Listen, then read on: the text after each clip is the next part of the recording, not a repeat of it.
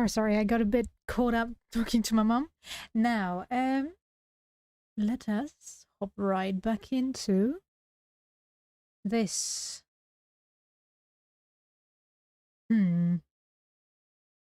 What shall we call it?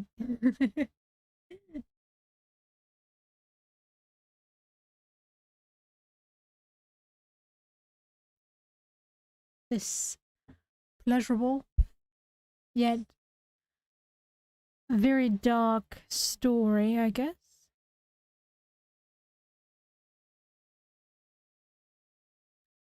Let us see if we can trust GranGran.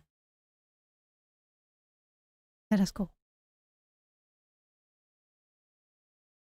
The interrogation of Hiram Tolliver. Still unconscious, Mr. Tolliver slumped heavily in a shoddy old chair. His hands were bound with rope, his feet tied with some loose string.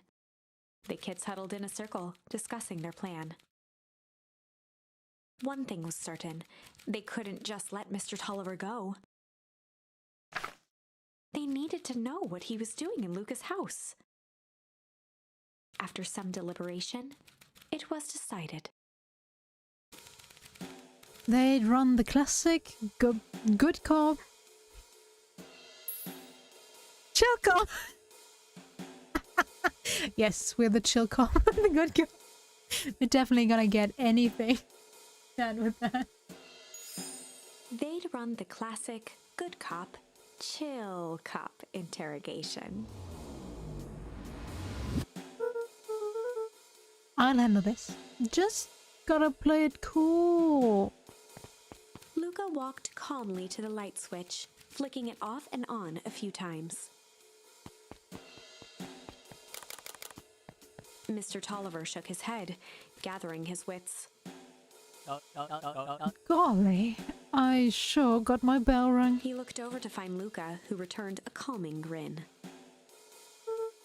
Sorry, Mr. Tolliver. This was all a big mistake. Luka, what's going on here?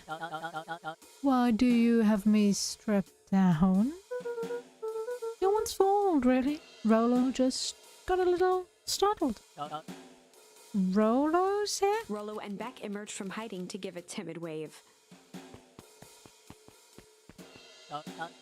Well, alright.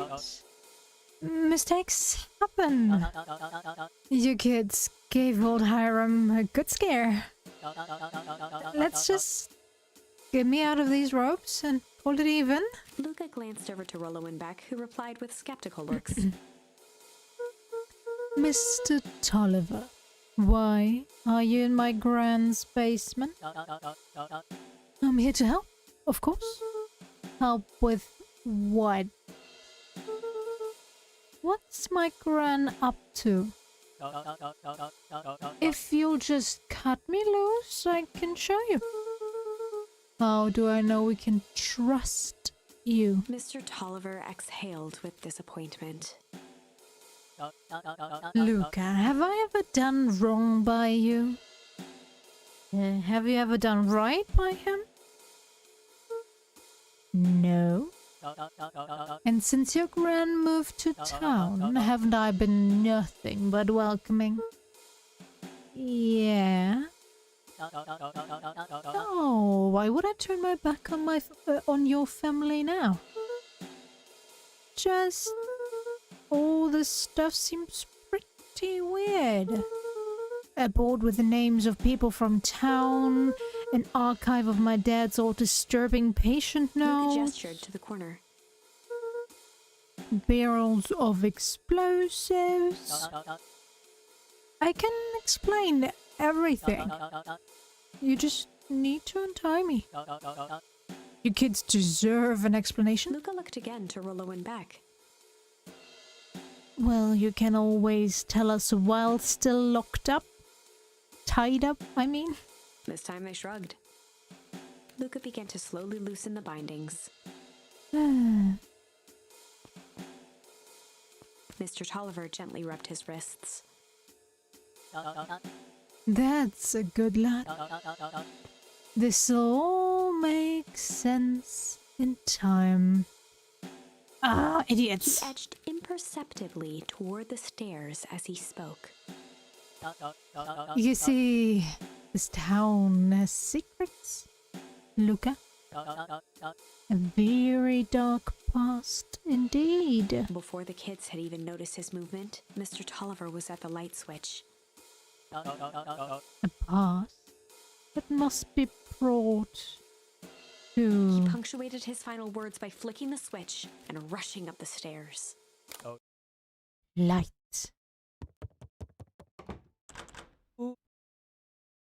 Over. Beck darted to the wall and turned back on the lights. It was too late. Rollo confirmed what they all heard. It just locked a stone here. How? Literally how? How is there a lock in a sliding door that's hidden by some weird mechanism with, what was it again?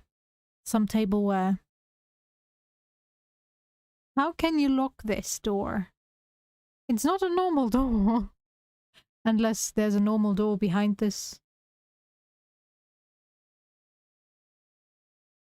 mechanism thingy. Forgot the name. Mr. Tolliver's muffled voice came from behind the door. I wasn't lying, you know. This is for your own good. You kids just keep tight down there and let the adults handle this. They looked bewildered at each other. Play it cool, huh?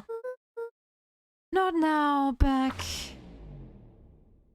They heard the staccato thump of quick steps exiting the house. The kids looked down in resignation. This isn't how it goes in Hank Atomic. For some reason, they'd always assumed it was up to them to save their town. Luka opened his mouth, hoping to conjure some magical words to make this right. Only a hollow croak escaped. The end. Well, we certainly aren't going to find a grand resolution to our tale locked in a basement. Back to the drawing board.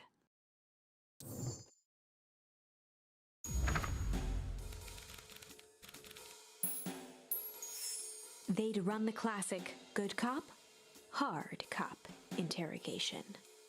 Rollo brandished a steely gaze. I've got this. Read about it 100 times.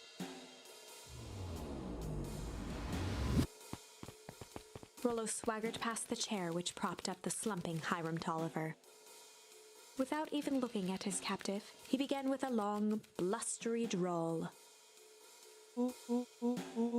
Well, Mr. Tolliver? Mr. Tolliver remained motionless.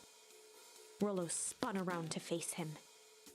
He'd clearly expected to rouse Mr. Tolliver with his booming voice. Mr. Tolliver? Beck and Luka gave each other an unsure glance. Rollo slammed his fist on the table. I said, Mr. Tolliver. He grabbed the table lamp and beamed it onto the unconscious face. Mr. Tolliver groaned and slowly lifted his head. The poor dude. He recoiled with a muddled, weary squint. What in the world? The chair wobbled as he attempted to straighten up. Who's there? Mr. Tolliver could only make out rough shapes through the glaring light. With a gruff tone, Rollo hoped to both conceal his voice and intimidate. I'll be asking the question here. Punk. Now hold on, let's just calm down. Oh, I am calm. Calm as a carrot in dirt. It's for you. Looks Looks like you're sweating. The doubtful expression on Beck and Luka's faces transformed into awe. We can do this my way, or... Well, let's just say I've never needed another way. Rollo, hitting his stride, was now channeling every detective trope his memory could recall. He slammed the table again. Now, dance. What? I don't even... Mr. Tolliver's voice became desperate. He was nearly in tears. You've tied me down. How on earth could I dance?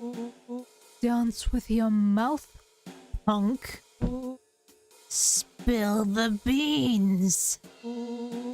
What are you doing poking around this house? I'm here to help Juniper. To make sure everything's ready. Oh, so you're in cahoots with Gran.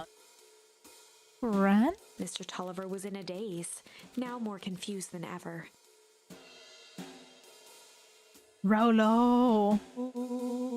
Gonna help her blow up the festival, eh? Blow up the festival? Good lord! He shook his head, feeling more and more dizzy. No, you've got it all wrong. Where is she now? She's headed to the source. Source? What's the source? It's where His voice faded to a whisper. the town began. To begin. What is Operation Spark Plug? With that, Mr. Tolliver passed out cold. Rollo swung around with a repentant grimace. Damn, Rollo. I think you went a little too hard on him. What did he say about the source? It's where the town began? We need more information. Yeah, but we'd better not push Mr. Tolliver any further. Is there anyone else who might know more? What about the History Museum? It just got set up for the festival. Nah, the tent was put up by the Valentines. Everything they do is just a bunch of fluff to glorify themselves. Is there anything more reliable? The library. If there's any source information about this source thing, Kado can help us find it. Let's go get some answers. Let me ask my friend over here first. Hey, Jace. Oh, hey, Luka. Have you seen this new issue of Hank Atomic? Not yet. No spoilers, please. It's awesome. It's a flashback. No spoilers, please. We get to see how mild-mannered Henry Adams becomes Hank Atomic, man of space justice. Jace, no spoilers. Oh, sorry. My point is, you're gonna love it. Alright, Chase, catch you later. Roger that, Space Cadet. Oops. This is a dang nice library. Thanks. We work hard on it. Aren't you a little too adorable to be a librarian? Aww.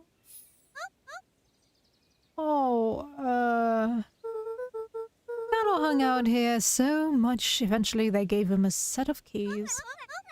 But just keep an eye on the place for Miss Novak sometimes. They got you working for free? It's quiet, and I get access to all the books I can read. What more could a person want? It kind of reminds me of mine from Attendance of a Bookworm. That girl would die for a book. Fair enough. What can I do for you all? We need a favor. I already told you, and Rolo, I can't put you any higher on the waitlist for the next Hank Atomic. And if you're here with more candy, I'll have to... You know I can't be bought. Call it a personal code of conscience. Actually, we're looking to do some research. Now you're speaking my language. What are you looking for? That's the thing. We sorta don't know. What do you got on the history of the town? There's the county record archives. What's in those? Births, deaths, newspaper clippings, stuff like that. Pretty boring reading. But they do go all the way back to when the town was founded. Great, we'll start there. Chapter 8. 6 feet under, 3 towns over. The kids spent the rest of the afternoon combing through dusty piles of old county records, desperately searching for anything that could help them make sense of Mr. Tolliver's cryptic utterance. Luka tried to shake the thought of Gran's basement, but his focus wavered. Explosives, messages hidden in jam, dossiers on various town figures, and a corkboard threaded with photos. Gran was the only family he had left. He still couldn't bring himself to believe the worst. But the old map with the symbol of explosives in town square made that difficult. As the sun began to set, the kids were no closer to the truth.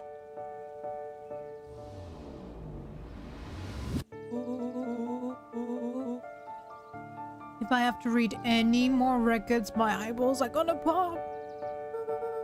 We have to keep digging. If I dig another word, I'm gonna end up in one of these asinine death records.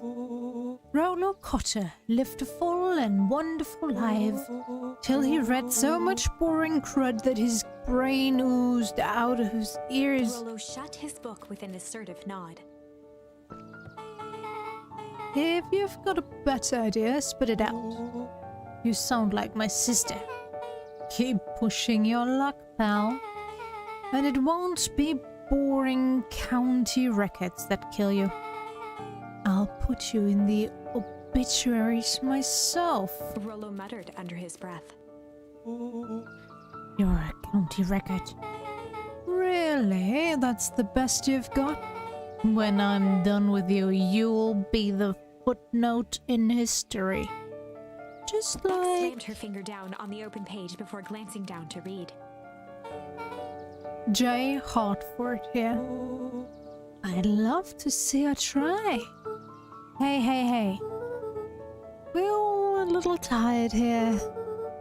Let's just take a minute and... Something tickled the back of Luka's mind. Wait, what was that name back? In the Ovid? J. Hartford. From the Brookwell Tribune 8 years ago. It can't be right. What is it? J. Hartford. That's my Gran'S name. Juniper Hartford. Maybe there were 2 J. Hartfords? Mrs. Hartford is survived by her younger daughter, E. Hartford. My mom's name is Eleanor. Okay, this is getting creepy. If your gran is 6 feet under, 3 towns over, then who am I living with? The question hung in the air.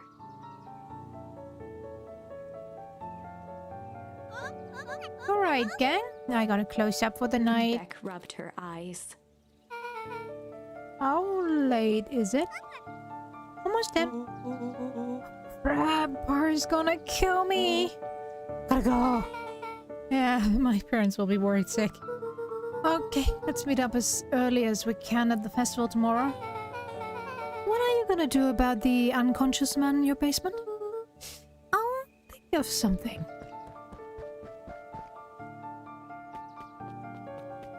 Luka's heart was pounding as he approached the house. If he was lucky, Gran, or whoever it was, hadn't gotten back yet. And of course, there was Mr. Tolliver tied up and unconscious in the basement. Dealing with him would be the first order of business. Luka shook out his arms to calm his nerves before entering.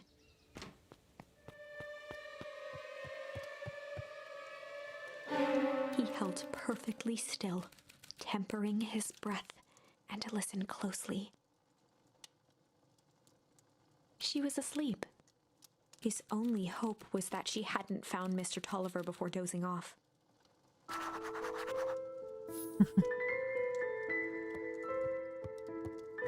Be quiet, Luka. Let's go. As if she didn't notice that this is open. Oh no. Mr. Tolliver was nowhere to be seen. Maybe he woke up, escaped from his bindings, and left without a trace? Or maybe Gran knew everything. What do I do? Luka's hungry stomach groaned. Not realizing it, he'd gone the entire day without eating. Okay, I can figure this out. Just need a little brain food. Luka rushed over to the pile of jam jars, unscrewed one, and shoveled a handful into his mouth. I'm afraid your jam delivery will be He delayed. flipped the lid to read the label. Mr. Nuncreed. Okay, now I can think. So if Gran knows we tied Mr. Tolliver, I'm screwed. If she doesn't know, then I need to play it cool. I guess the only option is to go to bed and act as if nothing is wrong. Gran will think Mr. Tolliver finished what he was sent to do and left when he was done. Sleep. Close this. Why don't you just close it? Can I interact with anything?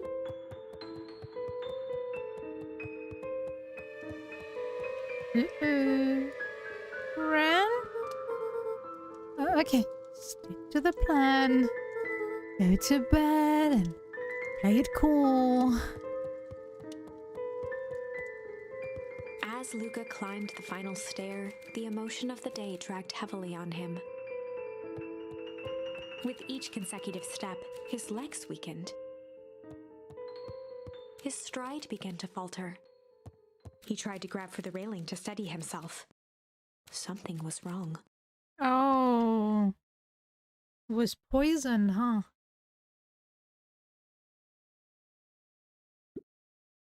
Come on, legs. Just a few more steps. Luka groaned and tried to move. His limbs might as well have been bolted to the ground. Through numb lips, he mumbled just before falling asleep. The germ?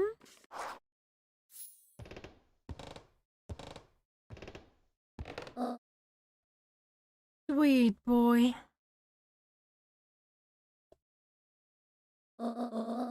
What did you get yourself into?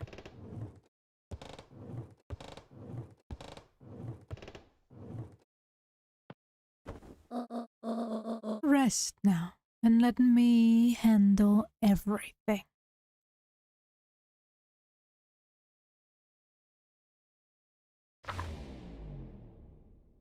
Chapter 9. A speech to end all speeches. Luka awoke to find himself face down in bed. He moaned into his pillow. Why would Gran drug him? Or rather, why was she trying to drug Mr. Nuncreed? Shaking the questions from his woozy head, Luka snapped back to the matter at hand. The festival.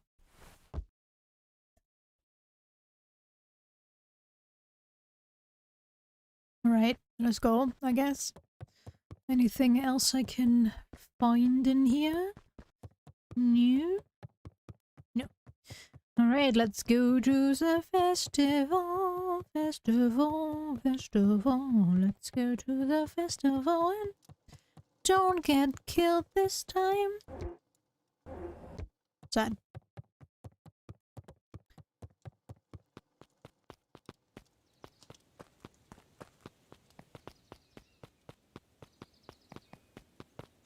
Yo guys, where have you been? Ren put something in the jam. Yeah, we know. Secret messages for secret conspirators. Not this one. The one intended for Mr. Nuncreed. Put me to sleep. Whoa. My devil. I think she's trying to remove him from the equation. He might be in danger. Have you found anything? We looked around but haven't seen anything odd. Your Gran is nowhere to be found. But Mr. Nuncreed is just loafing around waiting for the speech. What speech? Mayor Gus just got up to the podium. Everyone is gathered at the stage. Let's get moving.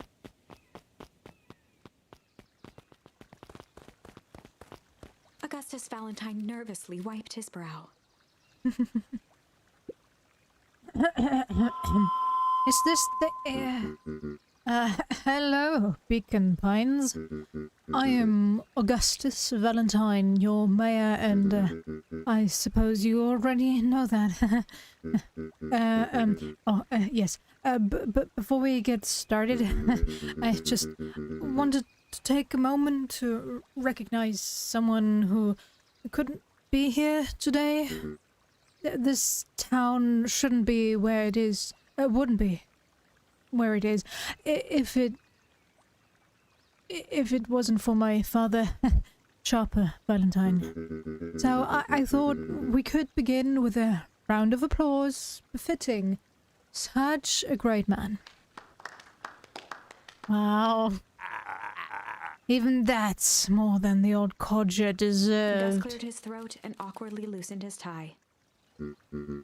Right, where was I? William Kerr bounded on the stage with the energy of a preacher at a big tent revival. Gus Valentine, everyone. He gave Gus a hearty slap on the back and motioned him off the stage. Let's hear it for our mayor. What a great turnout. Oh, heck, I didn't prepare anything. But I suppose I could say a few words.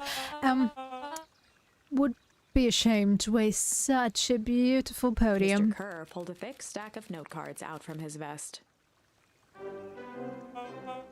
Community, conviction, commitment. These are the things we celebrate at perennial harvest. For us, these are the pillars of the bridge to a better tomorrow. But I think it's time to add a new pillar. Change. Change is a powerful thing. It's inexplorable, unavoidable, and undeniable. And I am dadgum thankful for it. Change is the reason we're all together today. It's hard for me to believe that it was only 4 years ago when fate brought us here. A simple business trip which brought me to a small town which would change my life forever. Mr. Kerr took a moment to survey the crowd. You know what? He wiped away a single tear. From the second I set foot in Beacon Pines, something about this place has held me captive. You see, change represents opportunity. It represents potential. It was change that helped me recognize the potential of this place. To see that the people of this town, despite suffering great loss, still held on to the things that made them special. special. He thumped the podium to emphasize each word. Community, conviction, commitment, change. Mr. Kerr nodded confidently, biting his lip. The crowd was silent, in rapt attention. Fate made a perfect match that day. Nothing is more important to all than community. And perennial harvest is the community first and foremost. Mr. Kerr methodically made eye contact with each section of the crowd. The only way you made it through the foul harvest was an unshakable conviction. A conviction that a better tomorrow was just over the horizon. Perennial harvest was founded on the conviction that we are that horizon. This festival is a symbol of our commitment to each other. His voice began to build to a crescendo.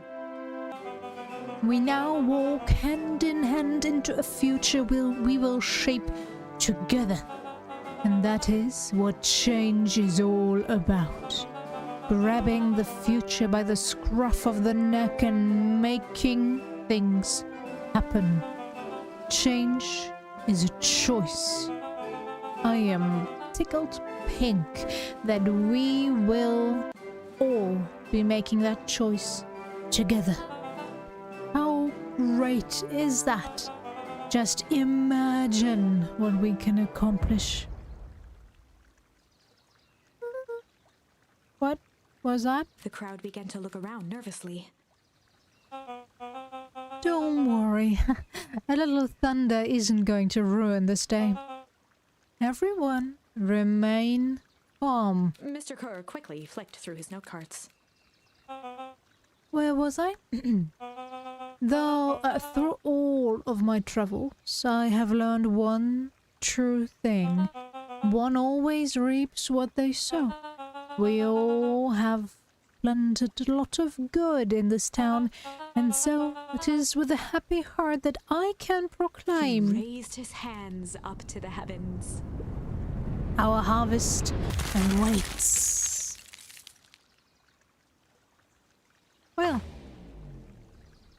and we At that die yet moment, again. A merciless wall of impossibly cold air ripped through the crowd, instantly freezing everyone and everything it touched. For a man like William Kerr, this was a fitting way for things to end. On a stage, with an entire town frozen in rapt attention for the rest of time. The end. There's that ice again! Whenever I think we're getting close, it comes along and ruins everything! Maybe we should just quit? Maybe you should just close the book, walk away, and never think of me again. No, I don't mean that. We got a little closer this time. We just need to try again. Please.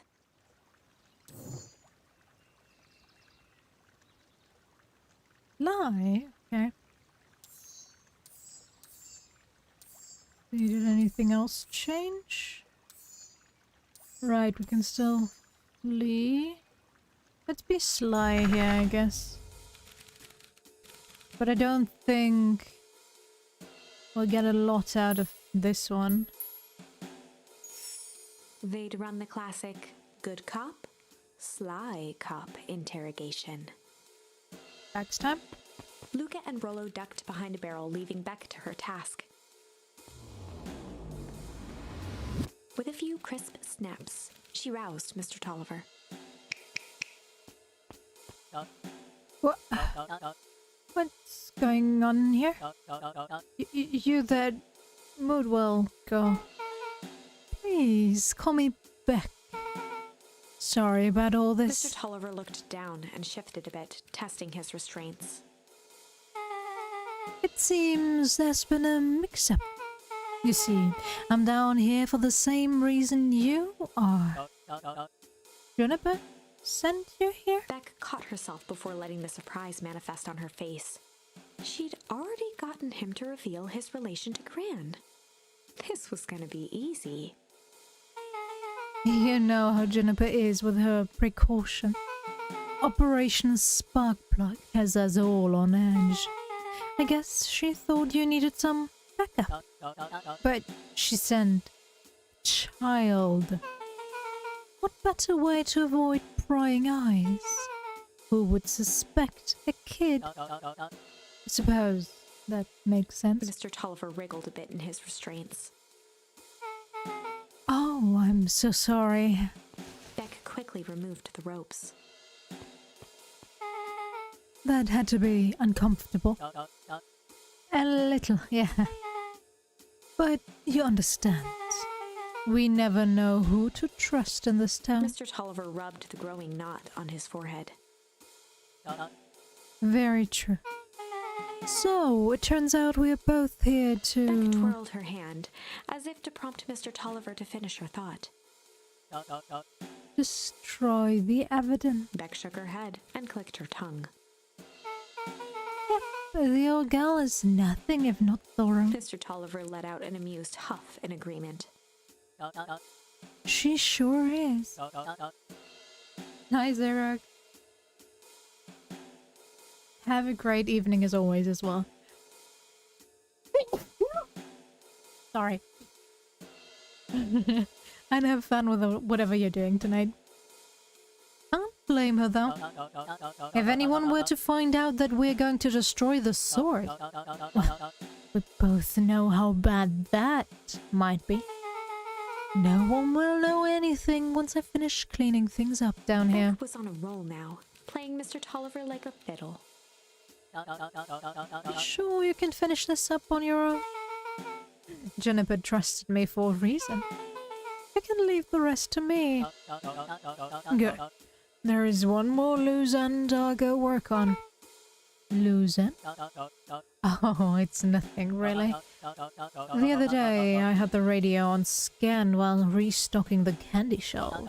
And wouldn't you know it, I intercepted an odd phrase in a perennial harvest transmission. Underground secrets. That's ominous. I think it might be a password, but Juniper dismissed it. Said it wasn't mission critical. What's the password for? We don't know. So we have a password and nowhere to put it. It's gotta mean something, right? Good thinking. You should probably go work that out. I've got this under control. That's a relief. Between you and me, this basement gives me the willies. Heading for the stairs, Mr. Tolliver hesitated and turned to Beck with a puzzled look. She grinned and gave him a peppy wave. With a shrug, he continued up the stairs, whistling a jaunty tune. You guys catch that? Sure did. This whole time Mr. Tolliver's had a candy shelf. But all he ever sells us is apples. Beck blinked slowly in disappointment. The password, Rolo. Well, sure, but once things are back to normal, I'll be having a word with Mr. Tolliver about that candy shelf. Fine. In the meantime, I've got an idea. She turned to the table and began tearing small scraps of paper.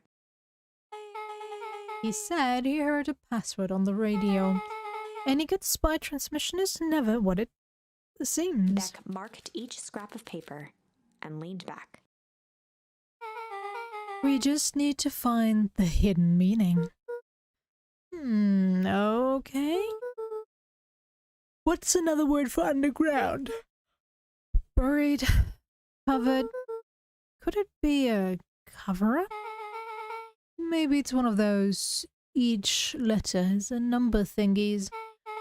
The U could be 21, N would be 14, D would be... Oh, it's an anagram. Non-Great Drugstore. Luka and Beck looked at Rolo with amazement. Rolo, that was incredible. Well, it's either that or Gran'S new drugstore. Yeah, I think you were right the first time. How did you do that? What can I say? I love ciphers. Well, I guess we know where to go next.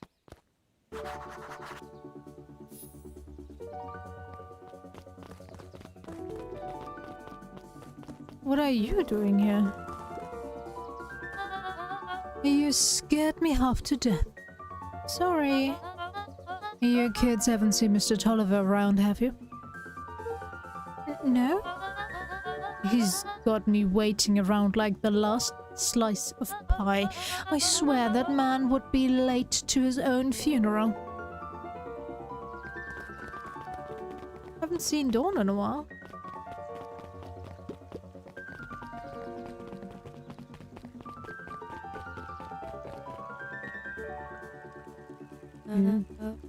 You're late, Augustus. Sorry, sister. Was caught up with work. Work! You.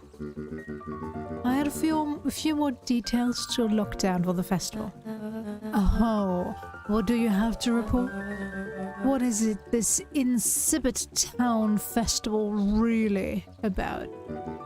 I think... Gus looked around nervously. I think Mr. Kerr really does just want to do something good for the town. He's actually a pretty nice guy. You should spend some time with him. I didn't pull strings installing you as mayor so that you could make friends. Your job is to help me figure out what Kerr and Perennial Harvest's true intentions are with this town. We have a responsibility. This is our father's town. Was. Excuse me? This was our father's town. He's gone, Eris, and he isn't coming back. Father left us with nothing but problems. Mr. Kerr came here and offered to help us. We accepted that help. We didn't agree to them turning Father's warehouse into a toxic dumping ground. That is just a temporary arrangement. The glow can be seen from our damned backyard. They are dumping their nasty little secrets on us. When this is all inevitably goes wrong, who do you think will be blamed? Eris's cry hung in the air. We have a new choice to make now, sister. This town is going to change whether we like it or not. Are we going to choose to be a part of that future, or be forgotten in the past? It's a shame. Father named you Augustus, but you will always just be a Gus. Good night, Eris. I'll see you at breakfast tomorrow.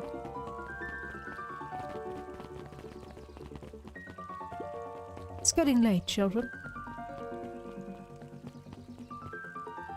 Well, let me get my premonition going. Knowledge is spat with a snare. There exists a gulf between knowing something and being able to do a damn thing about it.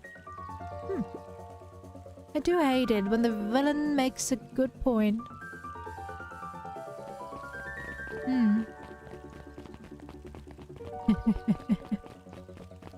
I love her. What are you doing here? Solomon stood proudly at the entrance to the drugstore, holding a brown bag overflowing with black licorice. You know, I don't mind licorice, but an entire bag of licorice? That would be too much. Well, okay. I didn't need to eat it in one go. But it's even harder to swallow when it gets hard, so don't get too much licorice in one go. If you can't, eat it immediately.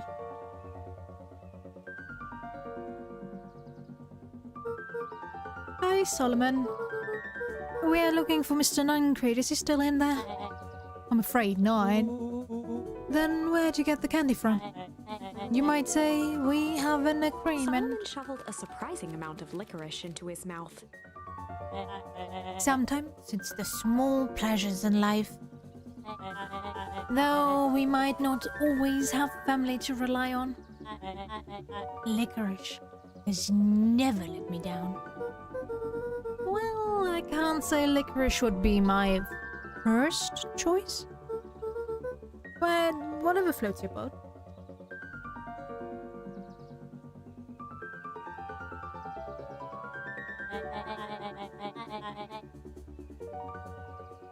You can tell a lot about a person by their choice of confection. Oh, yeah? I guess. I like sour gobs. I'm certain you do.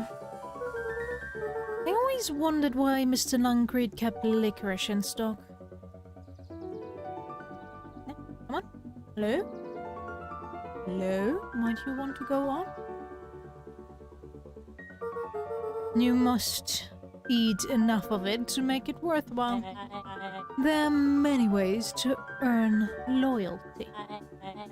For some reason, for some, it's as easy as cold, hard cash.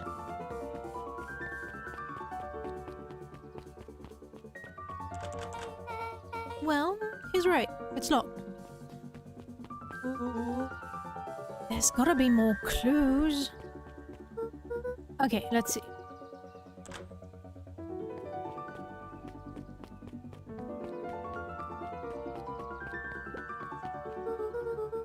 Have you ever seen anyone actually use this thing?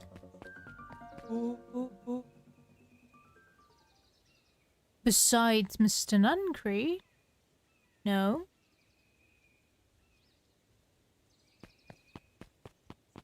Beck cupped her hands on the glass to peek inside. That's not a normal phone booth. It's got like a blinky keypad. Why would there be a blinky keypad? Gran's nude rock store. I mean, underground secrets. The password. Beck flung open the door and they all squeezed in.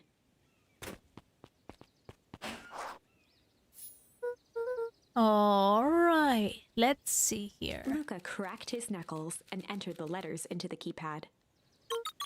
Underground secrets. Sounds like that did something. Great, now what? I guess we... The inside of the phone booth dropped loose from its shell. Without even the space to panic, they closed their eyes, held their breath, and accepted their fate. Suddenly, the chaotic descent slowed to an effortless landing. It was unclear where they ended up, but at least it was solid ground. The air was stagnant and smelled vaguely of chlorine. I knew it.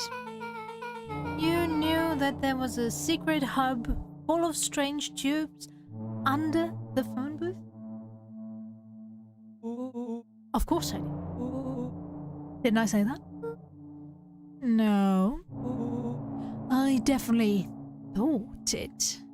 Luka, do you remember when I said how cool it would be if the transdimensional conduit Druids from Hank Atomic issue 12 were real? Rolo, at one point or another, you've said that about every technology ever discussed in Hank Atomic. That's why I'm such a good predictor. It looks like each of these has something written on them. Mining Operations Alpha. You guys have mines? Not that I know of. This town is all farms and fertilizers. And a series of tubes. Always says you can only trust a miner up to the point when they hit gold. Not sure how that wisdom applies in this exact situation. That's the thing about Pa. You don't always realize what he means until it's too late.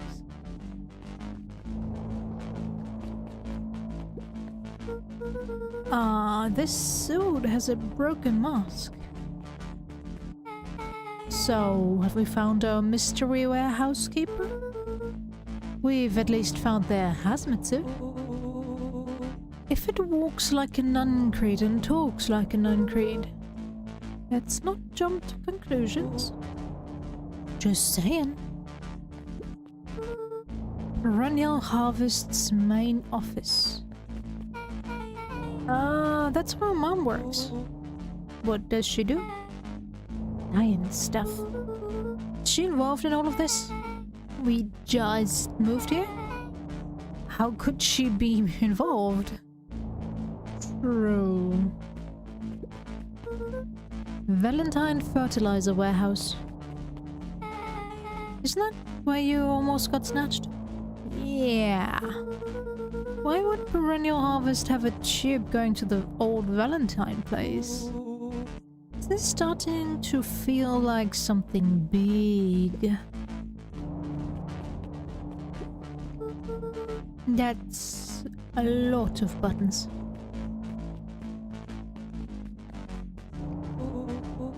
Stand aside, Earthlings. I've read enough Hank Atomic to know my way around sci-fi tag. Rose's hands hovered over the field of blinking buttons. Eeny, meeny, miny. Rolo, what did you do? Nothing. Didn't even mow yet. What was that? Hide! There! There's nothing but weird tubes down here. Just get back.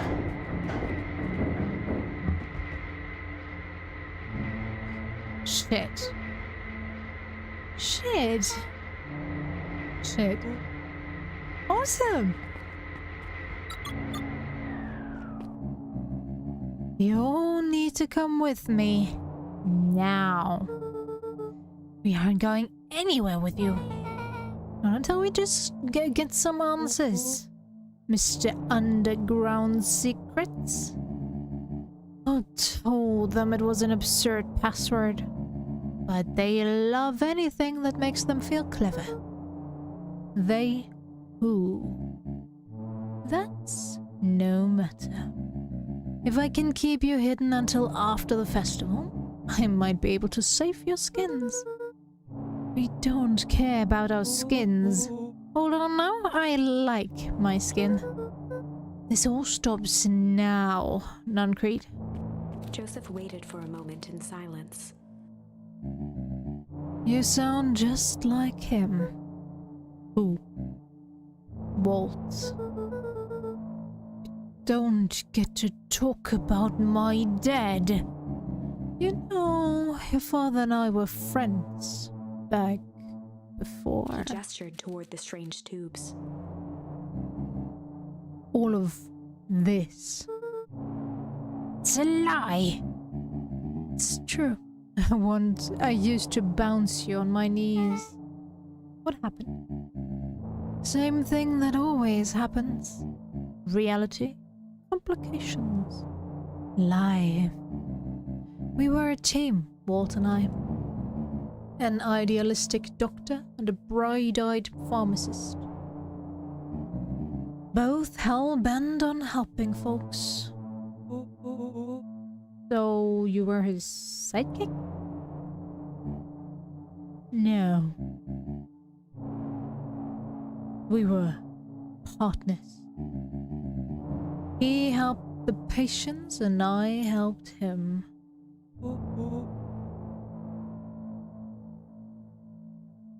Yep, total sidekick. Nuncreed let out a growl of a sigh. Luka, I need you to know this. I need someone to know this. One day, Sharper Valentine comes to us. Says he's got an opportunity. He'd found something he didn't quite understand. He was willing to pay us both handsomely to help him understand it. And my dad said no.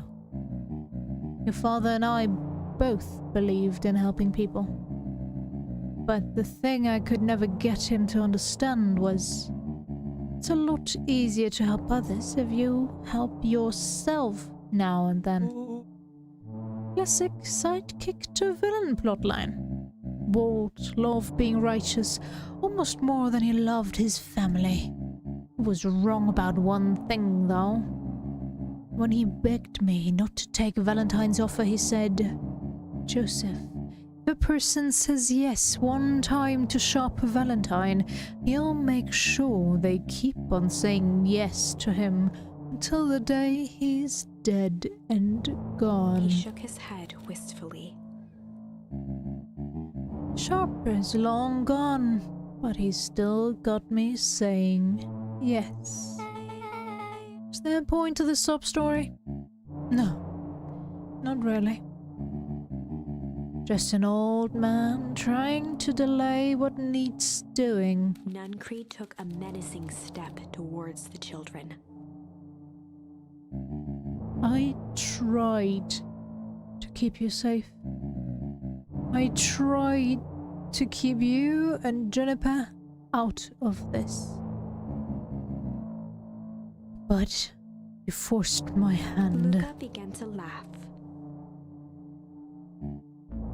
What? You really don't know? My Gran's out of this, isn't? She's been scheming right under your nose. Juniper? Seems like she's planning on crashing the town's party. She's going to disrupt the festival? Why would she? The color drained from Nuncreed's face. How does she know? Apparently, she knows a lot of things. What?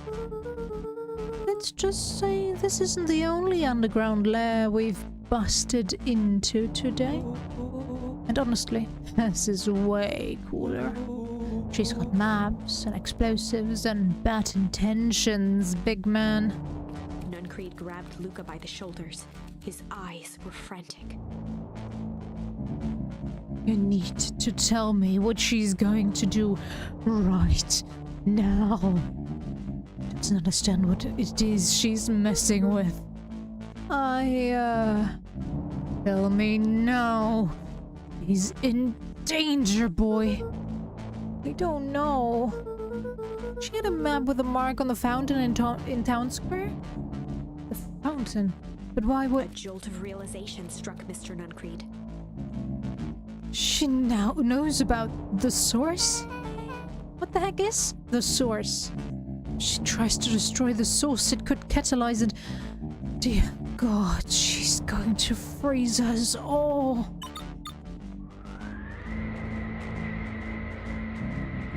You'll need to run. Run where? Away. As far away from this town as you can get. Head west. Don't look back. That did not go how I expected. So... we're totally following him, right? Totally. See you on the other side. You good? Yep. I love this town. Chapter 8. The Cold, Hard Truth. Beck leapt up, allowing the suction to yank her into the dark. Dimness eclipsed around her like the shutter of a camera as she seemed to cover great distance in mere moments. Her only points of reference were glints of upcoming turns, which approached with frightening speed, only to carry her gracefully along. She heard the tinny, distant echoes of Rollo's glee. Once she stopped fighting against it, the ride was impossibly smooth. Then, all of a sudden, as if minutes had passed in an instant, light blazed into view. A burst of wintry air snuffed across her face, and she was flung out into the cold.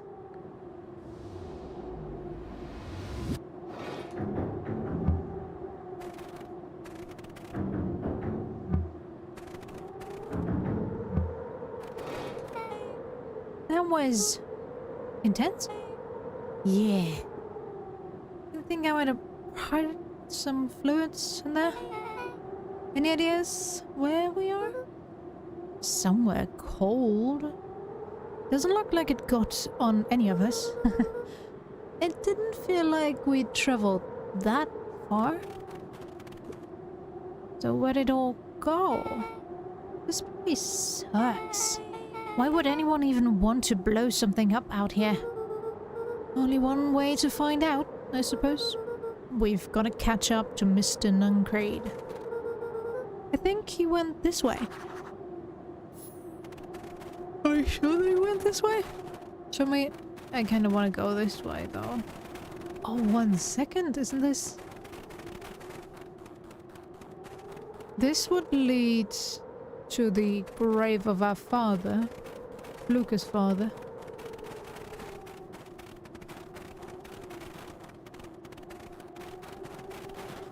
This is where Luka's house normally is. This leads out of town and this leads into town. Okay, this is a replica of town? Okay, this is starting to feel really familiar. I may not be the most well-versed on all things Beacon Pines, but this does look like some sort of frozen replica of town. Ah, I got it. It's obvious now. Mr. Nuncreed is an alien. Rolo, stick with me here. This species can only live in sub-zero temperatures. Oh boy, here we go. The source is their base camp dimension, so naturally they keep it cold. We found it by traveling through those metallic wormholes back there. The final objective, kill us all and shape-shift into a Beacon Pine citizen of their choosing. You never really had me, but you very much lost me there. I got used to it. We should keep moving. But if this... As they rounded the corner to the frozen town square, they spotted Mr. Nuncreed inching cautiously toward a pit at its center. If this is a replica of this town, why is the perennial harvest building there? Should it be not there if it was built before all of this? Unless they build it after perennial harvest got there. Which would be weird, kinda, but oh well. He held his arms out gingerly, as if approaching a beast in the wild. Upon closing the distance, Luka recognized what Nuncreed was after. Gran stood confidently at the edge, one arm outstretched over the abyss.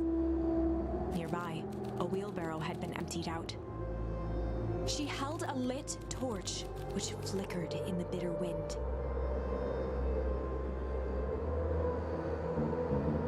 Juniper, I don't know what you think you're doing, but I assure you, this is not going to solve anything. If you drop that, you've doomed this whole town. Oh, it wasn't me who doomed this town. I've been watching you, Joseph.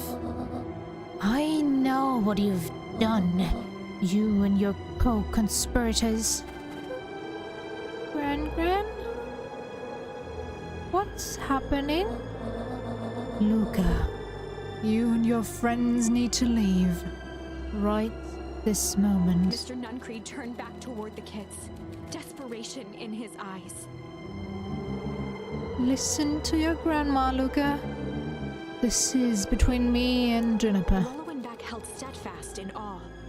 Luka approached closer. Mr. Nuncreed spun back toward Gran, his voice growing louder. You've got it all wrong, Juniper.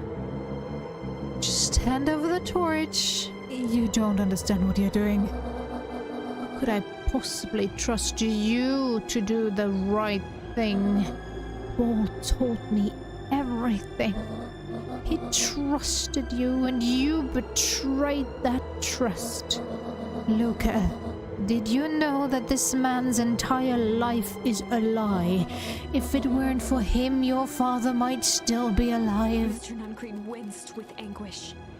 His voice hardened. That's not true. They both now yelled, not to each other, but at fate itself, making their peace with long-held burdens. The wind howled with encouragement.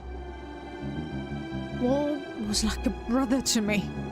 We just had different ideas of how to affect change. Very convenient that your way just happens to lie in your pockets. Now, that's not fair. They menaced at each other, both catching their breath. The moment balanced on a knife's edge.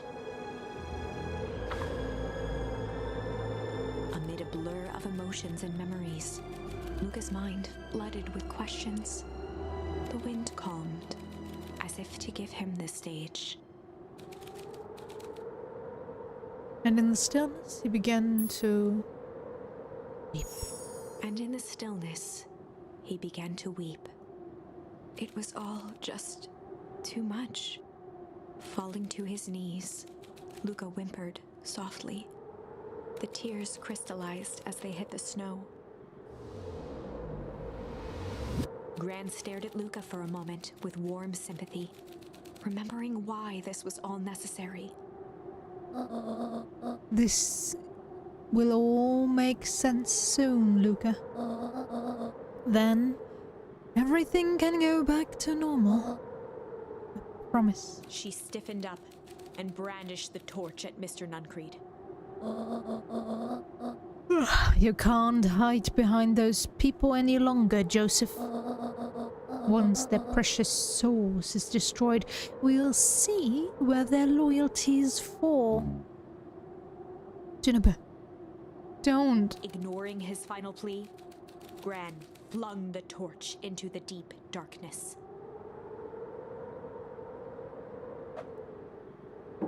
She smiled and exhaled in relief. Mr. Nuncreed moaned in resignation.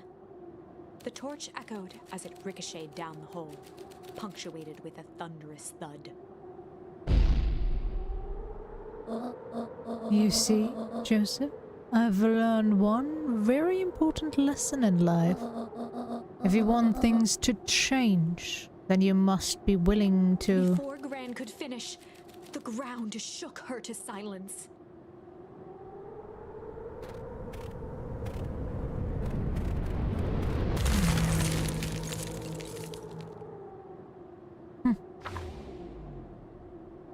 Gran only had time to spin around and run to Luka. Her attempt to shield him, an honorable but trifling act. Unflinching love, pitted against an unthinking horror, there was no contest. Her warm embrace froze in an instant. That is where they remain, fixed in place, forever. And so, our story ends on this melancholy scene. In a town brought low by its secrets, sits the frozen statues of a misguided band of meddlers. The end. Well, that was dire. On the bright side, we finally figured out where all the ice is coming from. Now, we just need to find a way to deal with a mystic, unfathomable force of nature. Fire and ice. Okay, so the only branch we haven't explored yet. Seems like there's going to be something here as well, but it's flight. Ah, those The attack of the clipboards. Luka drew himself up and decided to take the only option they had left. A light. Luka drew himself up and decided to take the only option they had left. He squinted down the barrel of the mission control defense cannon, aiming it through an opening in the dense tree branches.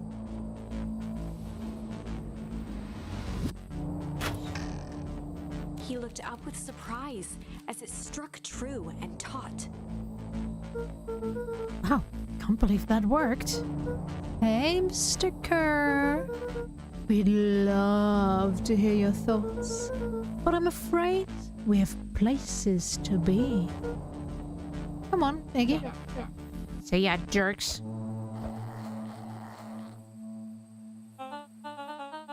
Fine. We know where that leads them. This way. We'll take the tunnels. Luka and Iggy winced as they sprinted through the thicket. The branches clawed at them, reluctant to give passage. After what felt like a marathon, Luka stopped in his tracks as they reached the clearing. What the? That was all he was able to say before Iggy slammed into his back. The boys tumbled down a steep decline and crashed with a wheezing thud on a surface as hard as ice. In fact, it was ice. Chapter 5. Signs. They stood silently, catching their breath. The sky was like sapphire. With each breath, a plume of steam escaped from Luka's lungs. Let's keep moving. Luka pulled Iggy to his feet as they gazed across a snowy terrain. That was actually pretty badass. Uh-huh. I think we lost him. Are we up in the mountains? I don't think so. If anything, we went downhill. Then what's up with the Winter Wonderland? All I know is there's no going back the way we came. Let's see if we can get our bearings. Follow me. Find a way home. A disc of smooth metal was lightly covered in snow. 2 faint seams were visible along the surface. A manhole cover? If it is, never seen one like that. Luka? Luka, are you there? Luka had almost forgotten the walkie-talkie he was carrying. It's that bozo Kerr. I hope nothing bad has happened to you out in the woods. Luka looked at Iggy with hesitation. No need to be rude. With a resigned sigh, Luka responded. It seems like the only dangerous thing in the woods is you. He speaks, the young man of the hour. Now, how in tarnation did you end up with one of our radios? Just lucky, I guess. Boy howdy, you Van Horns are full of surprises, aren't you? You knew my parents? I never had the honor of meeting your father, but your mom sure was a handful. Luka winced, shoving the walkie-talkie back into his pocket. We gotta keep moving. Okay. Can't go here.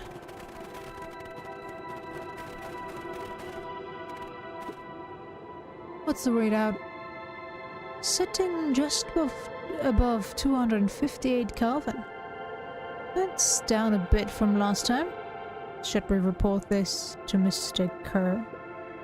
Meh, still within safe ranges. It may be spreading, but it's under control for now.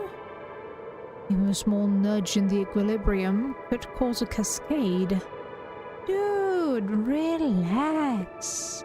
Just a few more sites to hit before we can punch out. Let's get this over with.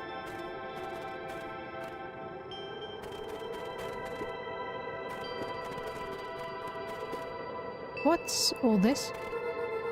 Hard to say with all the snow. Think it's a town sign? I can almost make out letters under there. What town could this even be?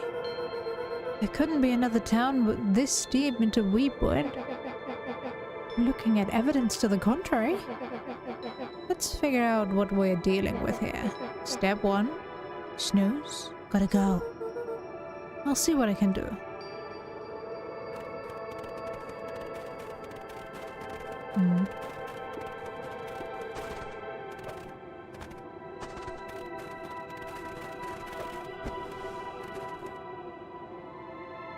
The boys stared in disbelief at the sign that now clearly read, "Welcome to Beacon Pines." This doesn't make any sense. We're in Beacon Pines? How's that possible? We ran away from town. How did we get back here? I guess we got turned around? Where did all this snow come from? Oh, it's been colder than normal lately. There's a pretty big difference between sweater weather and this Arctic hellscape. The puddle we fought at before was cold too. Maybe all of it leads to one source. You think it's related? What the hell is going on? We're gonna get you some answers. Let's keep moving.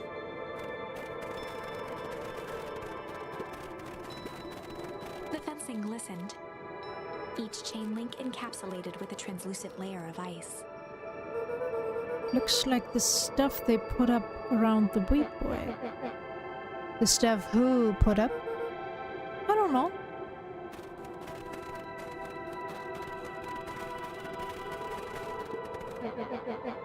This stuff looks familiar to you.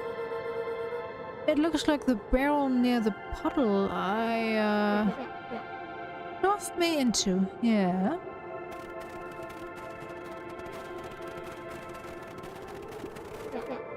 It's all frozen. Looking down at the frozen stream, Luka could faintly see a school of minnows encased in the ice. Whatever happened here, it happened fast. The fish didn't even have time to run. Or, you know, swim run.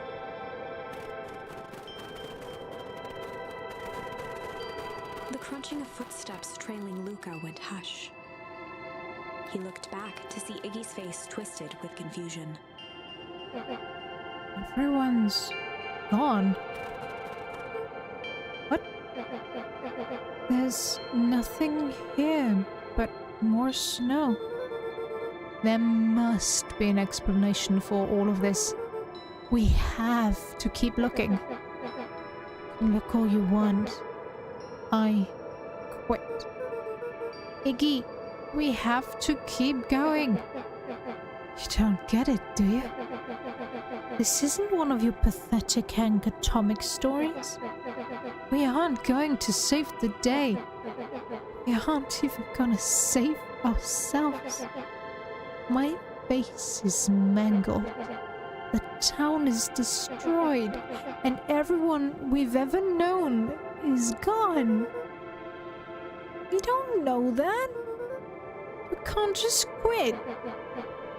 Do whatever you want. I'm done. Iggy, it's gonna be okay. Luka peered upward at the darkening sky. He let out a long, foggy breath. Faintly, Iggy began to cry. Oh, poor baby. Seeing Iggy in such a pathetic state gave Luka a sense of compassion, and more than a little guilt. It is getting pretty late, I think. Probably not a great idea to stumble around in the dark anyway. Luka allowed himself to collapse next to Iggy. Let's just rest for a bit. The boys huddled together for warmth and comfort. If not for exhaustion, their minds would be racing, trying to make sense of the events of the day. As it was, all they had energy for was to sit in silence, numb.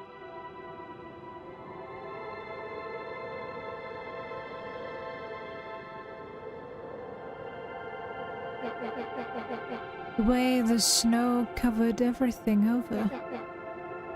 Kinda calming. Yeah. I haven't had time to say it, but thanks. Huh? For getting us away from those creeps. Sorta froze up back there. Iggy, I should be the one apologizing. This all happened because I lost my temper. Nah, that's bull hockey. First of all, you didn't know what that gunk would do. Yeah, it didn't, right? Of course not. And second, stop with this baloney about losing your temper. But I did lose my temper. Iggy motioned sarcastically to his half-deformed face. Obviously. But that's exactly what you should have done. Huh? I was being a horse's ass. You were supposed to be a horse's ass in response. That's how it works. Iggy, I'm having a hard time following. You wanted me to fight you? Of course. Jeez, you goody-goody types take forever to understand this very basic point. Why would you go around saying cruel things trying to get into Iggy fights? shrugged.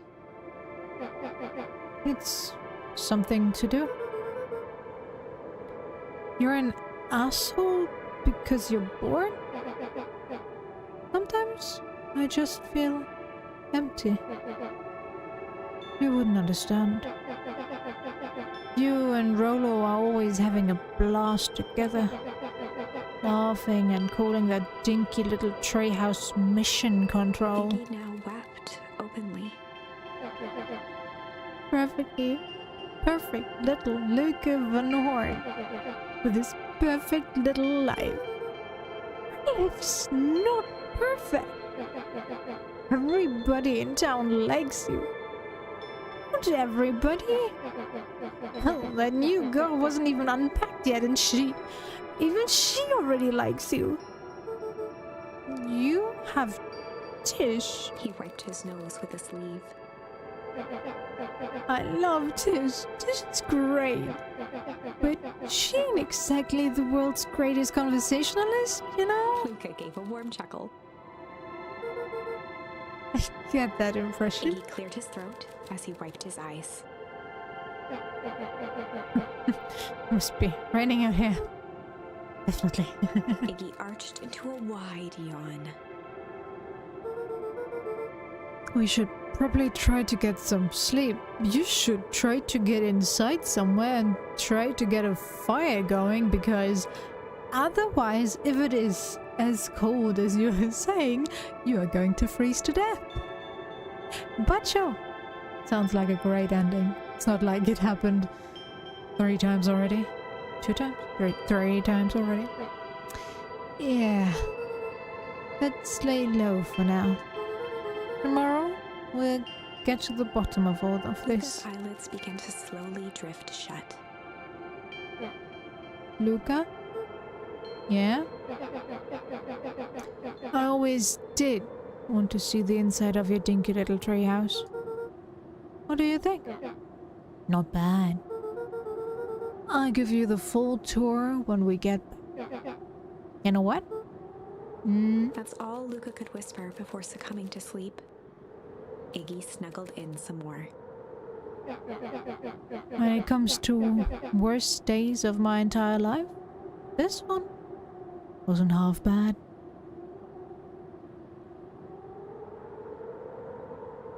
The house smelled of warm bread. Luka was playing with toy blocks on the living room rug. He looked up to see his parents on the couch. His mother held his father's head in her lap. She idly stroked his hair while humming a song. A voice behind Luka spoke. "This is how you remember them, huh?" Luka turned to see his own face. The doppelganger from his dreams, still clad in a yellow hazmat suit, still carrying a look of disdain behind empty eyes. "Aw, look at this perfectly cozy scene. You know it wasn't really like this." The figure picked up a toy block and inspected it. It's amazing the facades that one can build given the right materials. Not that I blame us. These are a child's memories, all warm and fuzzy. You don't remember, do you? Luka snatched the block from the figure's yellow-gloved hand. Remember what? The doppelganger pointed to the couch. The last day we saw him alive. The day he chose to abandon us. Luka turned to look at his father, still lounging on the couch. That's not true. He didn't abandon us. The doppelganger waved his hand dismissively. Everything is true here. It's just a matter of what we choose to see. Well, let me show you. The world flickered and pulsed. Luka was sitting next to his bed, listening to his heartbeat with one of his dad's stethoscopes. The doppelganger limped into the room. Now, we both know that's not how this went. He grabbed Luka's hand and guided the stethoscope to the floor. Luka heard muffled shouting, brought close by the stethoscope. It was his parents, fighting. Do you remember what we did next? Luka gave a slow nod and crept down the hall to peek through the banister. He could see the outline of his mother at the bottom of the stairs. Damn it, Walt. We can't afford to get involved in this. She was scared. His father stepped forward. What am I supposed to do? Just watch? There's a sickness in this town, and we both know who's behind it. I swore an oath to help people. I won't turn my back on them. Luka's mother grabbed Walt. She was crying, pleading. I can't lose you. Walt calmly removed Eleanor's hand from his shoulder. What's right is right, and what's wrong is wrong. I could never live with myself if I let Sharper get away with this. Eleanor raised her voice. Spare me your bullshit platitudes. What about our son? Luka flinched, dropping the stethoscope down the stairs. Walt turned with a panicked smile. Luka, is that you, buddy? With tears in his eyes, Luka descended the stairs. Mom? Dad? What's going on? Walt dropped to a knee to meet Luka eye to eye. Nothing, buckaroo. Your mom and I just got a little overexcited is all. Luka placed the stethoscope against his father's chest. His heart was racing. It sounded like you were going somewhere. Walt gently removed the device from Luka's ears. Listen to me, Luka. I have some business to take care of. I'll be back in time to tuck you in. Luka hugged his father tightly. Promise? Walt stood up and walked to the door. He glanced over his shoulder. I promise. Aww. With a wink and a grin, he put on his hat and strode out into the evening sun. Never to come home. A figure approached soundlessly from the foggy snowfall. Who are you? It stood above them, lingering in contemplation. Slowly raising one hand above Iggy, it snapped out 2 brisk raps on his head. From a deep slumber, Iggy sprang up defensively. Seriously, who is that? Did we meet them? Get your hands off me! Whether it was the calming presence or the recognition that he was not in danger, Iggy felt his clenched fists lower. Just what I think you're doing. Luka looked up, gradually remembering his whereabouts. The figure exhaled a cloud of warm vapor. You just certainly have caused a lot of commotion. What's that supposed to mean? Take it easy, Iggy. We were asleep minding our own business. You're the one running around knocking on people's heads. I'm sorry if I hurt you, Iggy. It didn't hurt nobody. Anybody. Oh, I see. You think you're better than me, you... When it came to complete strangers, Iggy had trouble cobbling together an insult. You big-hatted, scarf-necked gribble. Okay, let's lower the temperature a bit here. Interesting choice of words. I mean, that's all, just calm down. Who are you? A friend. An observer. A hitchhiker on the infinite expanse of possibility. Great, how about a name? If you must call me something, you can call me Nat. Iggy huffed with gratification. How about you make like a gnat and buzz off? Very well. Nat began to turn away indifferently. Wait, do you live here? You might say that. So you know where we are? You might also say that. Look, pal, we just want to find a safe way out of here. You gonna help us or not? Before knowing how to leave, one must know where they are. Alright, that does it. Luka, I don't know about you, but I'm getting out of here. One way or another. Iggy turned sharply and began to stomp off. Enough with the riddles. Iggy, wait up. Realizing he'd worn their patience then, Nat relented. Very well, I suppose this isn't the time for metaphors. I'll show you how to get back home. Luka and Iggy turned around with hope in their eyes. Come here. Nat took a deep breath in. Close your eyes. Nat exhaled slowly, then snapped his fingers. Okay. Open them. For a brief moment, Luka and Iggy let themselves believe that some great magic was about to unfold. Until they opened their eyes and found themselves in the exact same place. Cold and disheartened. This is your home. This is Beacon Pines. Look, Nat, we don't know how we got here. Maybe we stumbled through some time travel gates in Weepwood? Or we teleported to some alternate universe? Or this is all just some cruel experiment by Kerr and his goons? But this is not our home. You are inching closer to the truth. Alas, the reality is much less fanciful. Just give it to us straight. So be it. As I said, this is Beacon Pines. The original, true Beacon Pines.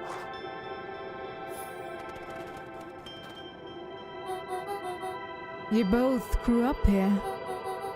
But the town you've called your home for the past several years is a replica. A remarkable achievement of engineering, to be fair, but a replica nonetheless.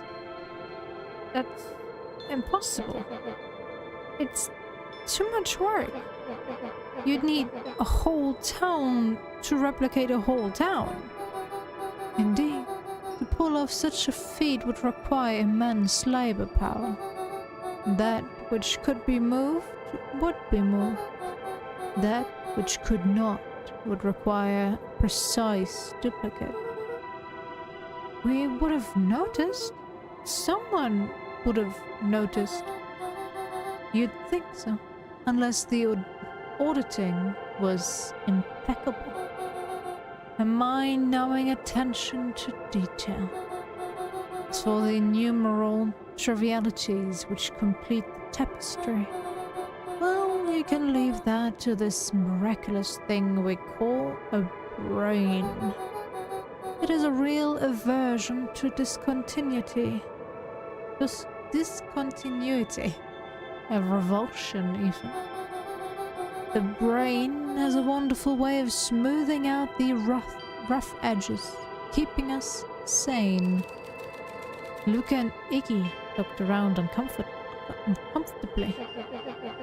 So you're saying that someone made an entire new town and moved us all, and no one noticed? Precisely. But why? Why is the one question that can never be answered with certainty. The best one can do it to uncover. Nat narrowed his eyes, furrowed his brow, and uttered, The source. Why do you say the source like that? Why indeed? Luka began to laugh uncomfortably. It's all ridiculous. There's no way they could He have. looked down at his feet. His eyes started back and forth in contemplation. With a sudden pain, a thought struck him. If this really is home. He sprinted off into the pale distance. As Iggy turned to follow, Nat called out, Iggy, it's not too late to turn back. Simply head west for a wee bit.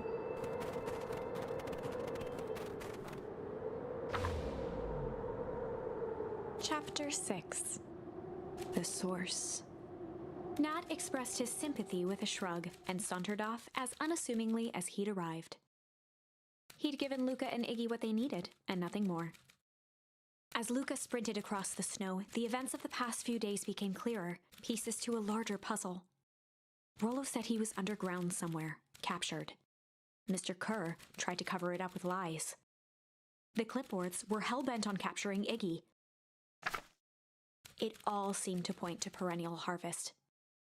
But right now, there was one thing that Luka needed to know.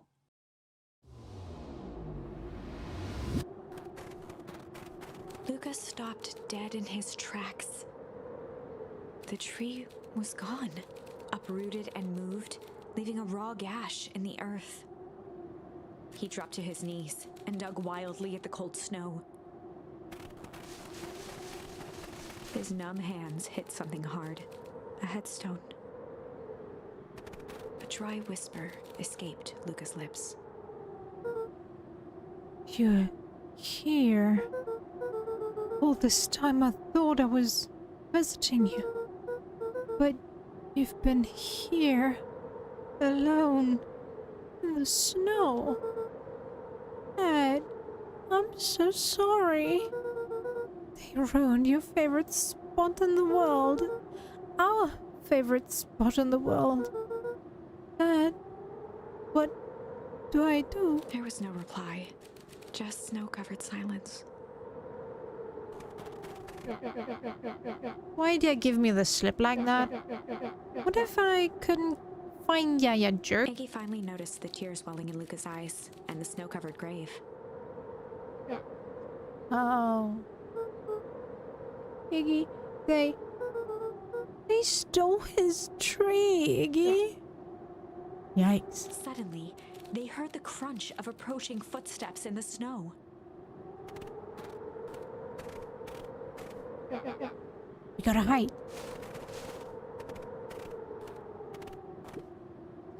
$259K. Fall of distance, still good. Dude, did you hear me? I said 259. Sorry. You ever think about what we did here? We saved a whole town of people. Doesn't feel like it sometimes. What about everything we left behind? That's the grave of someone with a family. The people who loved them will never know the truth. The truth is overrated. He bent down to scoop up a snowball and lobbed it playfully. Hey. Don't be such a downer, dude. We took this job to change the world. Yeah. Come on. It's almost lunchtime. Weirdo.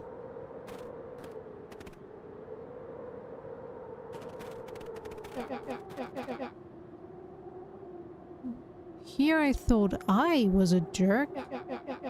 These dinguses are out here literally dancing on Luka graves. stuttered through heaving sobs. You know, you're doing a better job than Rolo did. I thought I was visiting him.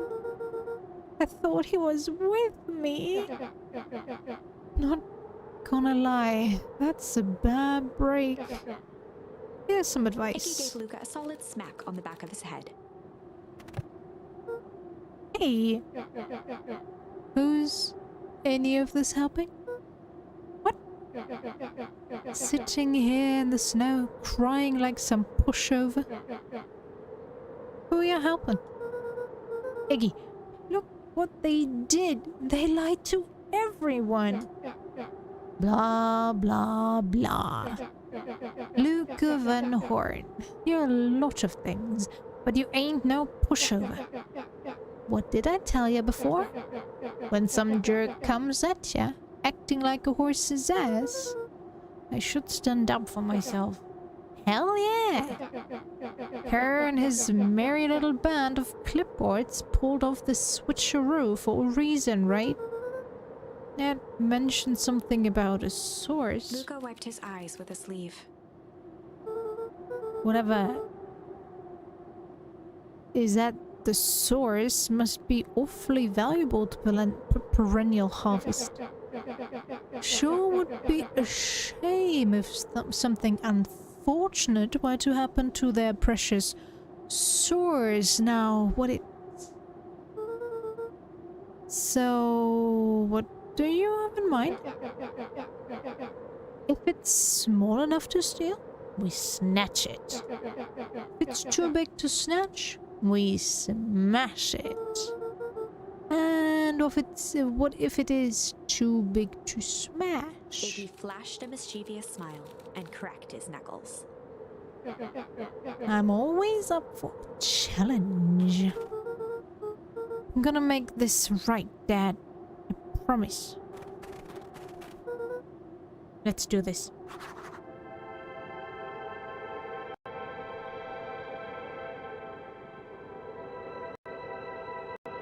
This... We know where the source is. Let me check with the microphone setting.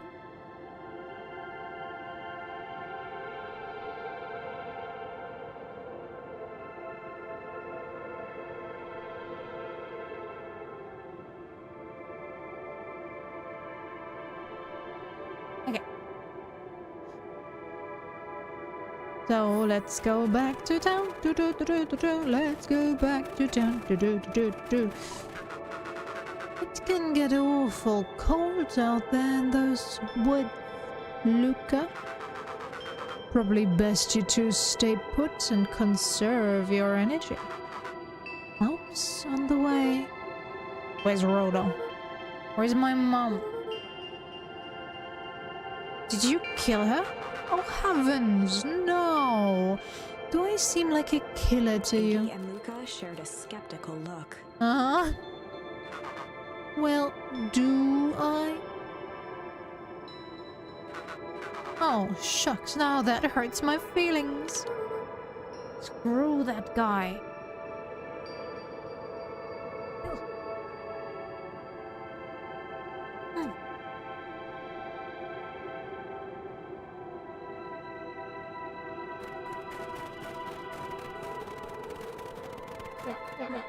Wait a minute.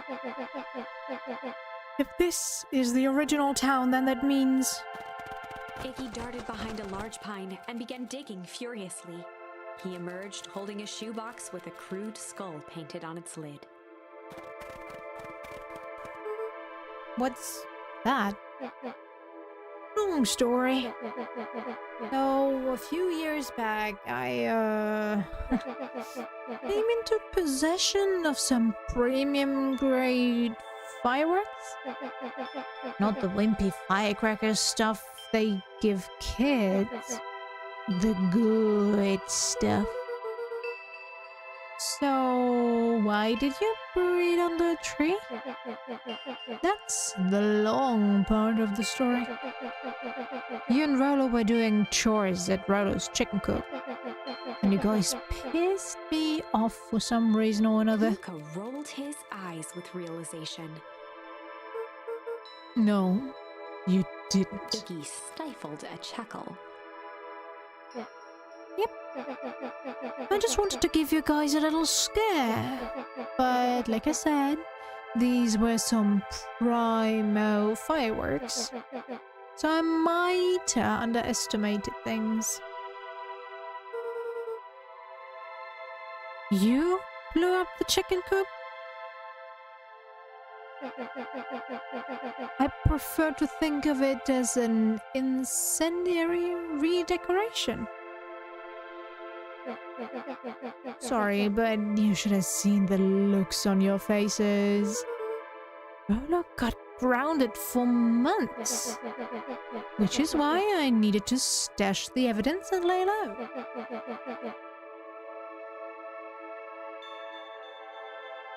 So I buried him under the tree.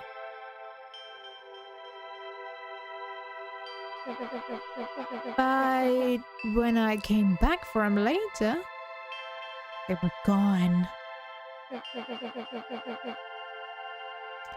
I figured some grown-up found him and tossed him. Iggy triumphantly raised the shoebox. Turns out, it wasn't the fireworks that got moved. It was us. Unbelievable.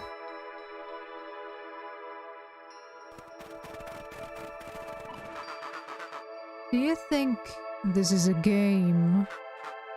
Newsflash, boyo. You are not a hero. You're a little brat who's in way over his head.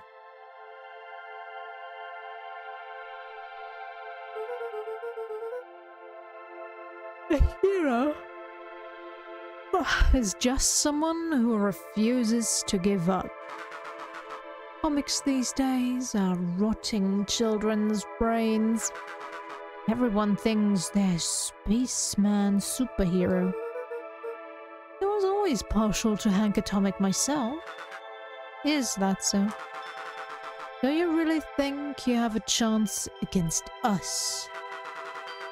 You have no idea how powerful we are. Prepare for blast-off, loser.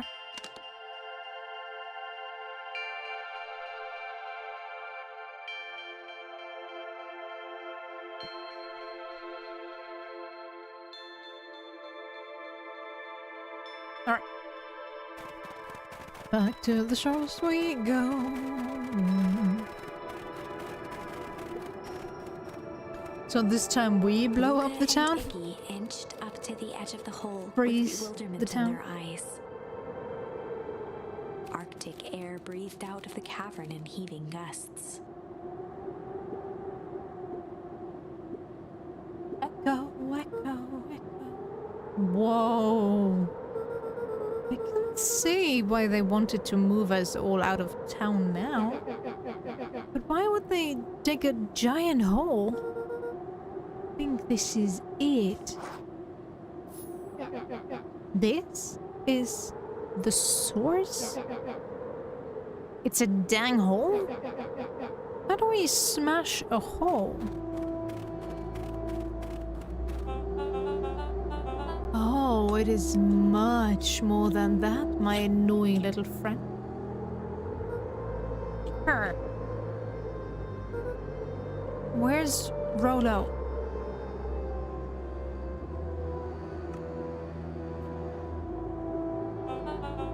I wasn't lying before.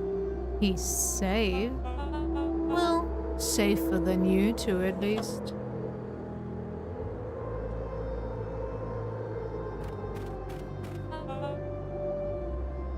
Tracks. It's cold.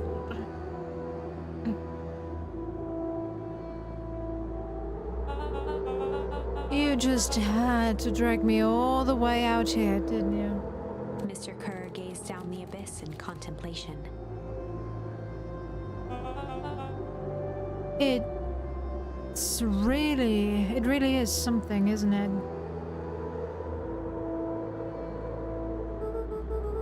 What did you do to our town?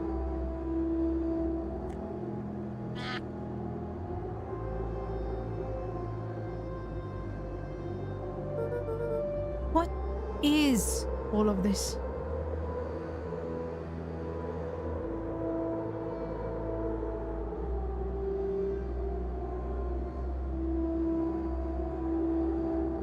Alright, sorry. I had to finish something. Well, that's a doozy of a question. This is the source where they collect the unrefined, Kerr scratched the back of his head. Honestly, boys, I don't understand any of this well enough to explain it. The fact of the matter is, I'm not paid to know. What do you mean, you don't know? Ain't you in charge? Oh heavens, no. My role is merely to flash a winning smile and manage various complications. Complications like us? You are a smart boy. His face contorted into a saccharine grin. It really is nothing personal. Some people are destined to strive for greatness, and others are simply obstacles along the way. Seems like you were destined to be a creepy lackey.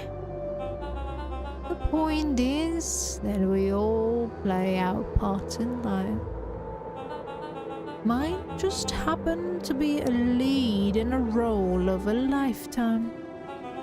And you happen to be extras, ready for your curtain call. We aren't giving up without a fight. Your smile's not gonna be so winning after we're done with you. Now, boys, there's no need for melodrama. Makes even a professional such as myself embarrassed for you. Let's change the mood a bit. Kerr snapped his fingers. Theme change.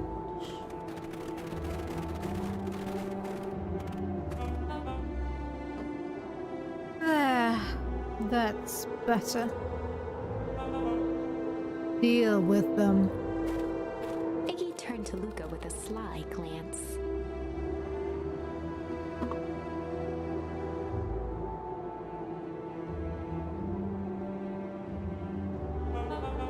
Why are you smirking?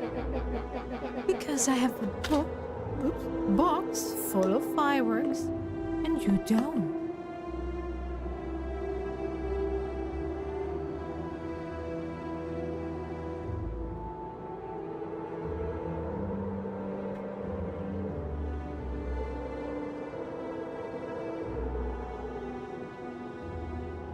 Iggy waved the box into the air, threatening to drop it down the hole. Stop. Let's not do something regrettable. Joke's on you. Regret is one of my specialties. Out of curiosity, what would happen if I threw those in your precious hole?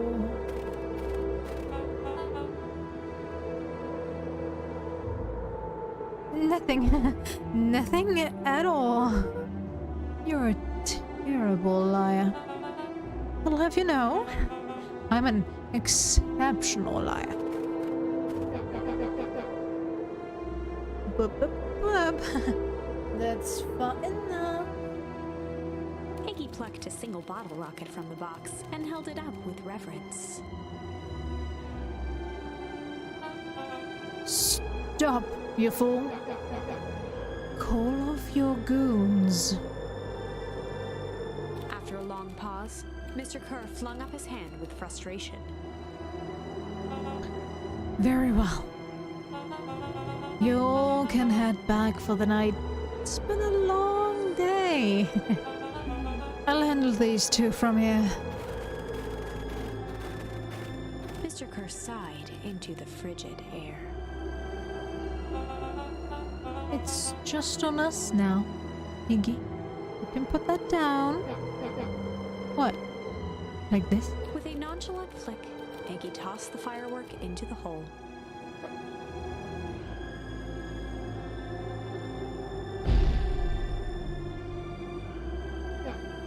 Oh. Wow. With a growl, Kerr leapt at Iggy, crashing through Luka. Iggy tried to twist away, but in the struggle they both tumbled over the side. Luka dove forward, bracing Iggy's hand just before it slipped. His grip was made precarious by the cold, wet snow. He could see Kerr further down, clinging to Iggy's coat. You reckless child, what have you done? Luka, listen to me. Hold on tight and use the walkie-talkie to call them back. Oh, what channel do I use? It doesn't make a damn difference. Always listening. If you do that, clipboards will just hold us up and snag us both.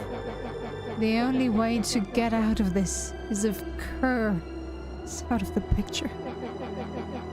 Just let go. Save yourself. If he lets go, we both die. I don't want to die, but seeing the look on your face almost makes it worth it. Mr. Kerr, you've had a long life. Why don't you actually do something selfless and just let go? Mr. Kerr gasped with insult. Long life? I'll have you know I can still play 25. You should have heard me sing the part of Phileas Young. With a wild look in his eye, Mr. Kerr began to hum a proud melody.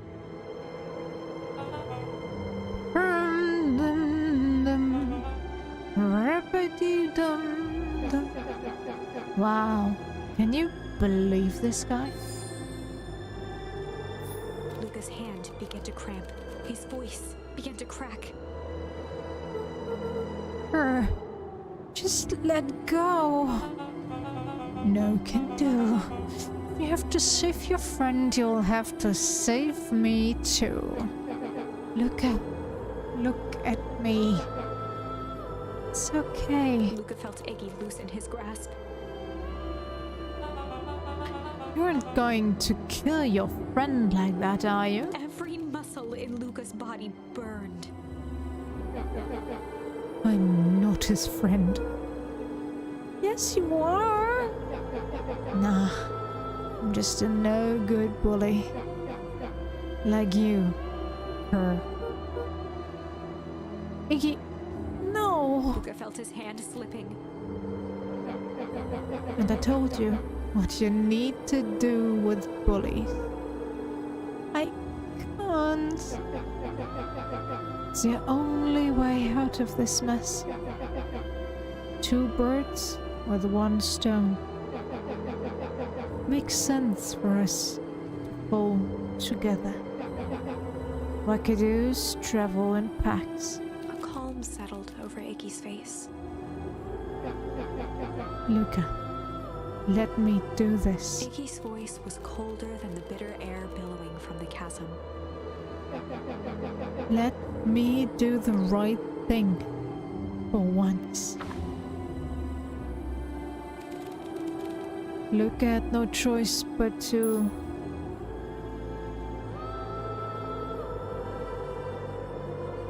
We're gonna refuse first, die together, go back and accept. Probably the way to do this. Luka had no choice but to refuse Iggy's request. He tightened his grip and reached for the walkie-talkie in his pocket.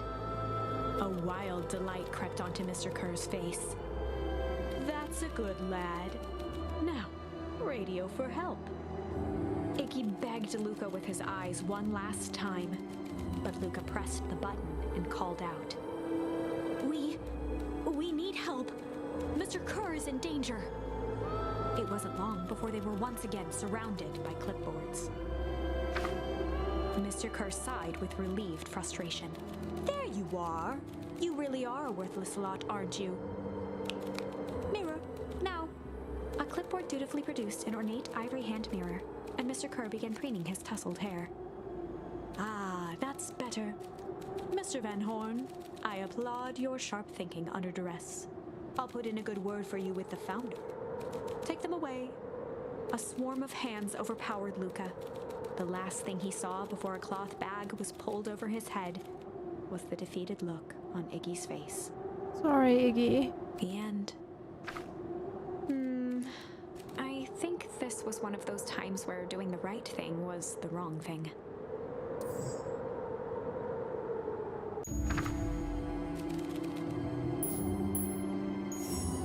Luka had no choice but to accept Iggy's request. With a quiet blink, Luka watched a teardrop sail down into the howling void. As his fingers slowly gave up, he met eyes with Iggy. Good. Iggy, no! The two silhouettes were swallowed by darkness.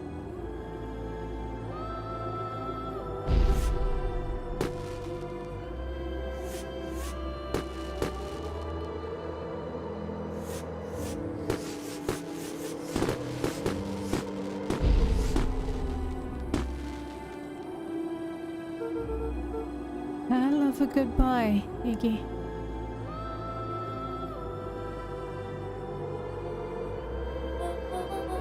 Luka, you should really step back.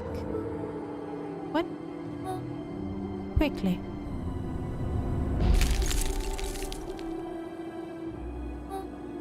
Curious. Ah, but of course. Those fireworks of Iggy's must have been just the right amount of energy. We should get out of here before perennial harvest arrives. But only not until you tell me what just happened. Your friend's sacrifice just saved this town. For a little while, anyway. Ow! Why is my controller... battery? Battery, probably. Let me change those.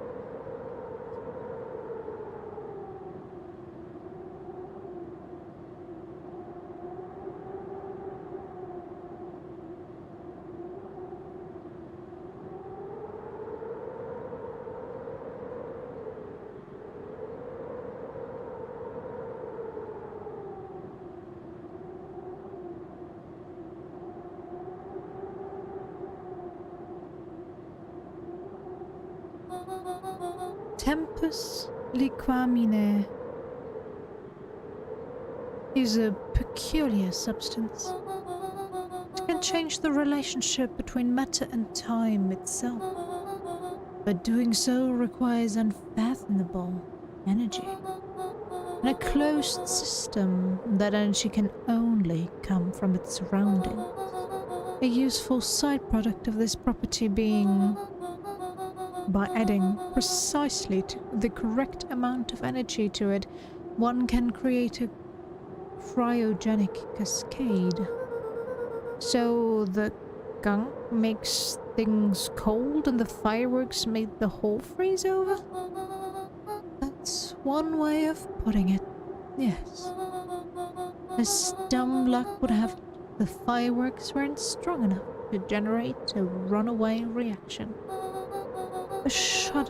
I shudder to think what would have happened in that case. We have some idea what that would look like. It will take them a good while to safely break through and access the source again. If you know all of this stuff, why haven't you been helping? I have been. In my way. Each one of us has our role to play. Iggy's role, it turns out, was to buy us precious time. Mine has been to observe and wait. Wait for what? You. Me? Why? What's my role? A fierce twinkle flashed in Nat's eyes. Luka Van Horn. You are going to save the world. With a chuckle, Nat turned and walked west. Dumbfounded, Luka followed behind him, trudging through the snow. Every step taking him further away from everyone and everything he knew, and closer to destiny. To be continued in Beacon Pines, Pines Harder. What? Revenge served cold. Second time's a charm? Wait, that's it? This ends with a crummy cliffhanger just when it was getting good? I was even starting to like eeeh. No way. I refuse to be associated with some never-ending parade of sequels. Let's go back and find something more definitive.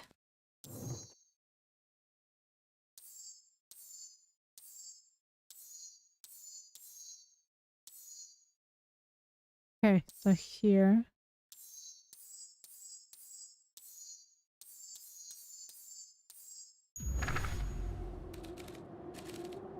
He began to hum. And in the stillness, he began to hum. After the death of his father, Luka had trouble sleeping. Each night, his mother would sit at the foot of his bed and hum a gentle melody. 1 second. Is GranGran his mother?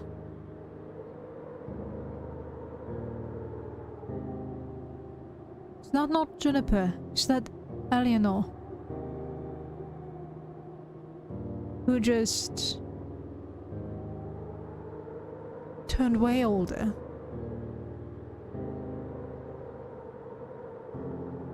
It was the only thing that could calm his mind.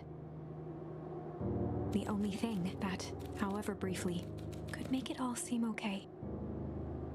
That melody pervaded every memory Luka had of his mother.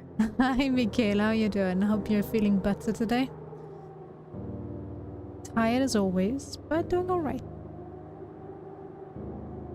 Shivering in the raw snow, he began to hum it out loud.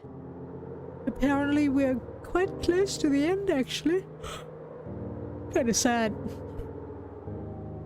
But I don't know how much longer this is gonna take us.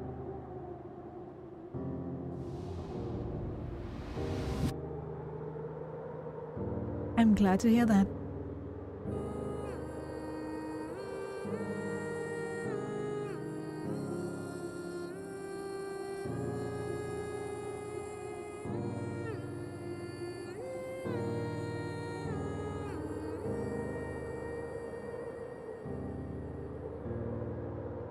Gran lowered the torch, listening closely. Not yet entirely, but judging by how little pages are left, we're pretty close. As recognition slowly set in, her heart sank.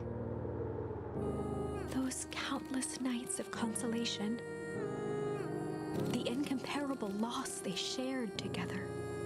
She let the torch fall to the snow and sizzle out. A few steps toward Luka was all she could bear before dropping to the snow herself.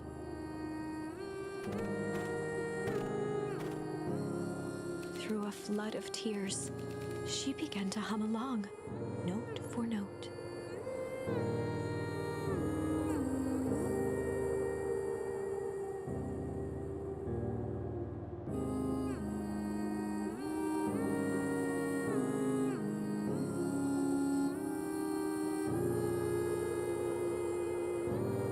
Now everyone.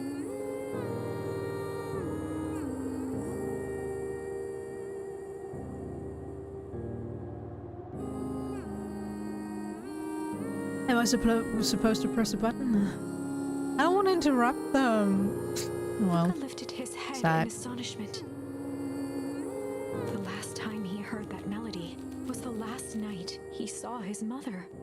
Yeah. I think I'm right with my assumption. How did you know? I'm so sorry, my little buckaroo. Buckaroo. The only people who call me that are my dad and your mother. Luka blinked through blurry, watery eyes, trying to see more clearly. He could just make out the impression of a familiar face. He peered across the snowscape at the woman on her knees. Something about her was undeniably his mother.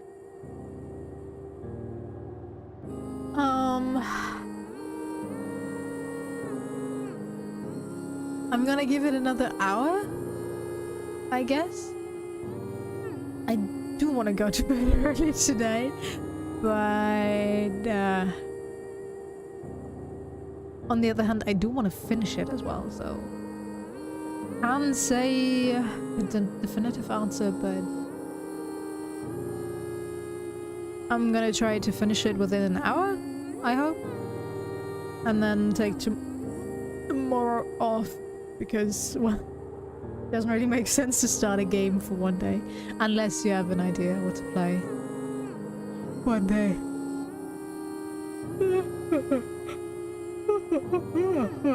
Wow. Only smaller, older, changed. Mom? That's right, buckaroo. Mom! Luka sprinted as fast as he could toward his mother. They held each other close, and the cold retreated from their bodies. Eleanor? Thought you were gone? You should have known I would never abandon my son. Eleanor looked down at Luka, tightening her embrace in an appeal for forgiveness. Oh. You're a smart man, Joseph. I thought you'd have pieced it together by now. You're exposed. Mom, I don't understand any of this. What happened to you? Where did you go? Why did you leave me? Never left you. I was always right here, Luka. Why did you lie to me? Tore me up, Luka. But I did it to keep you safe. I thought that getting answers would help us both move on. But the more I discovered, the more I realized the danger we were in. Until perennial harvest was stopped, it was better if everyone thought I was gone. You could have trusted me. These are bad people, Luka. It won't stop until they get what they want. They don't care who gets hurt in the process. Then what do? We have to stop them. Joseph slumped into the cold, wet snow.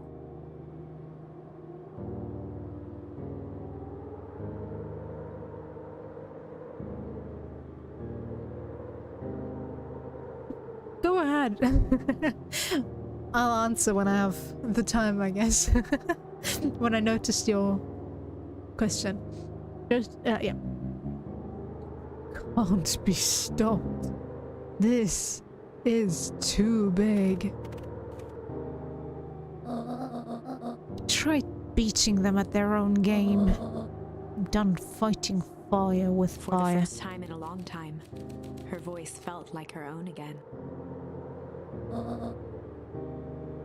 No more lies. I see now. There's a better way to stop perennial harvest.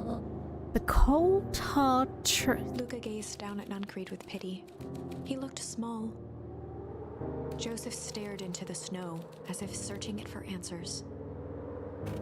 Come on, everyone. We've got a party to crash.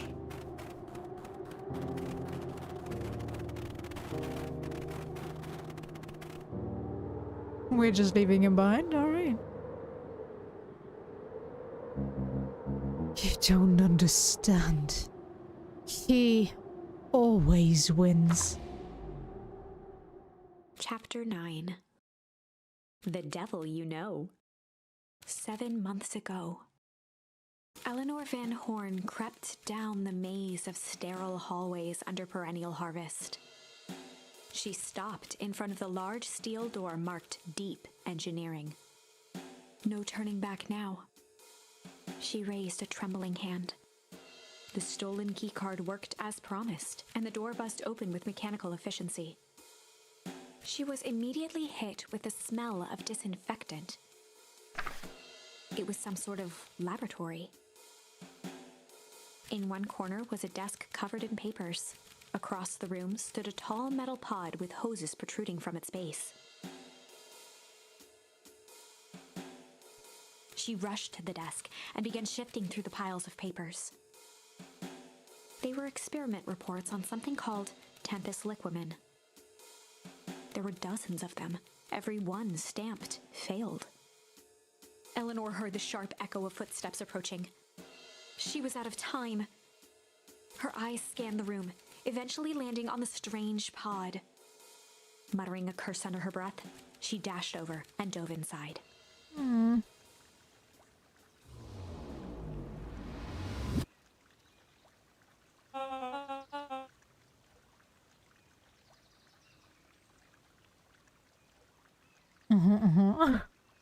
And that is what change is all about.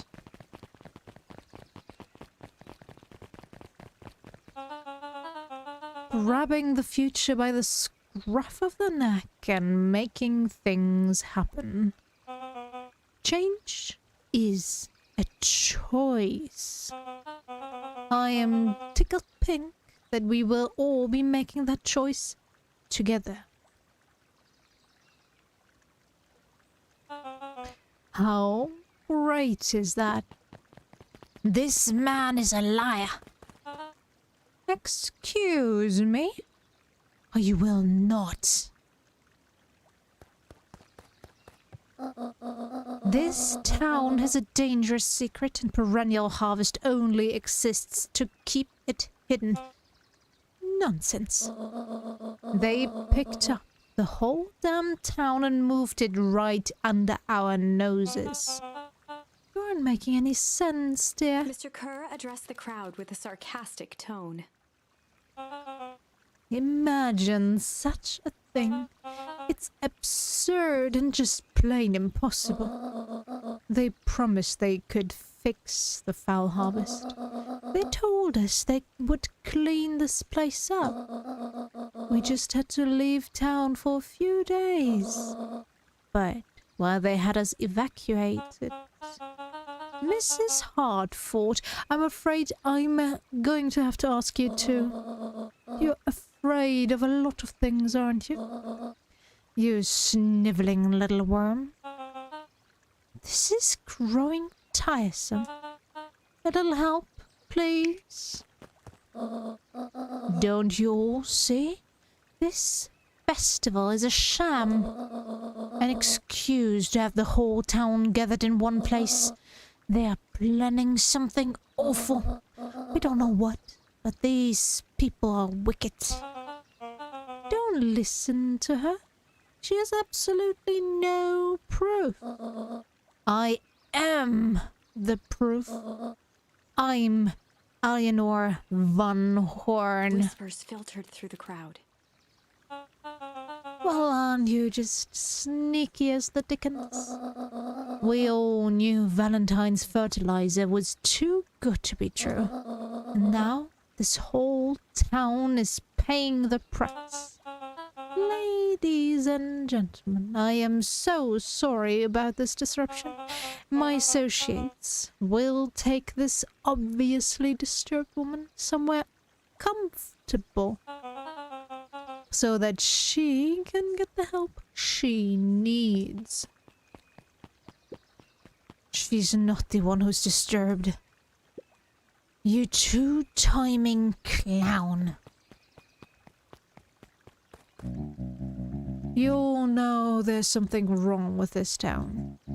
It It was just easier to look the other way. The truth is...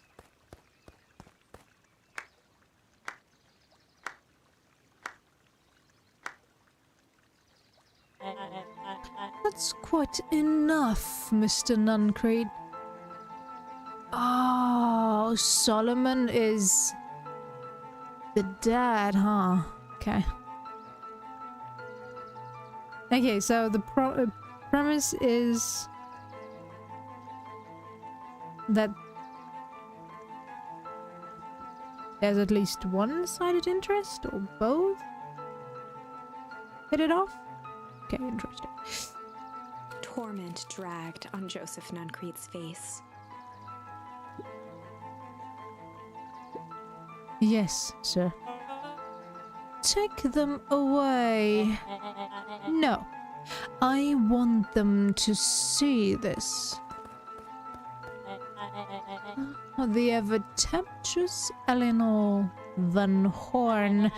You've been quite the thorn in my side. Like a weed that's burrowed in where it doesn't belong. I must confess, you look dreadful. He paused for a moment, plucking a piece of fuzz from his sweater and discarding it to the ground. Consider yourself in rare company. You've managed to pull one over on me. It won't happen again. I knew you had some sort of plan to disrupt our little party. But alas, I expected something a bit more impressive than incoherent rambling. No matter. Your failures are yours to bear. Mr. Kerr? Yes, sir. It's a shame it was cut short, but I thank you for that rousing oratory. I will take it from here. Yes, sir. Of course, sir. You have done quite quality work for me, William. You can look forward to the recompense we agreed upon. Kerr gave a bow of deference. Founder, you are most gracious. Gasps rippled through the crowd. Thankfully, we can dispense with the formalities from here on out. Solomon pulled a glass vial from his pocket. In one smooth motion, he downed its contents. A triumphant smile grew across Solomon's lips. You can all call me Sharper Valentine. His body and face began to contort and expand as he disappeared into a belching green mist.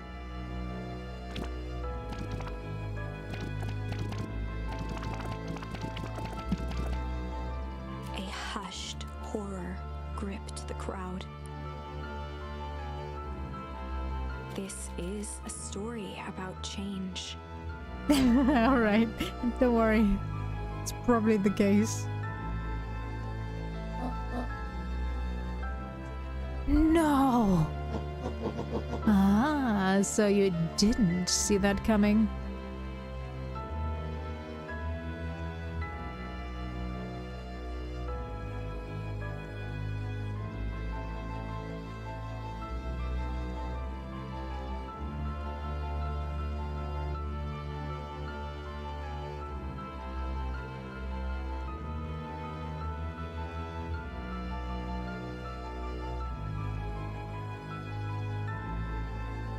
Oof, okay,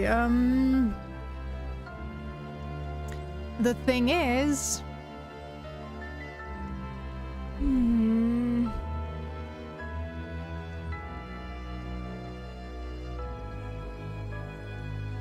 If that person feels like a girl, they are a girl in their own right, so... denying that would be not a very nice thing to do. I would say, I don't know, they should maybe meet up, see if it will work out, and be honest. Your friend should be honest that they are attracted to a female body and aren't too sure if that sexual attraction would still work out with the body that they currently have.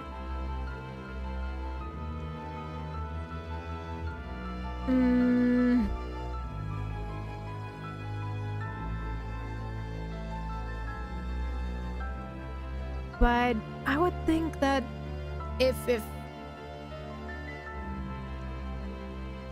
they work out as at least a romantic couple, they could work out the differences in sexual attraction as well. Or they at least could stay friends. But denying it outright, I don't know, wouldn't feel right to me.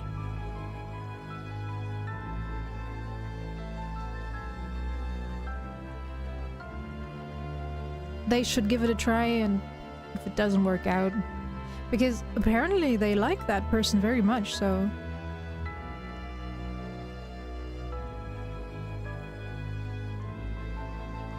yeah, I would say meet up, see if it works out, start out as friends, and maybe go from there. They don't have to get sexually involved after all. But they could also keep it a long distance type of thing. Oh, hi Perseekers, long time no see.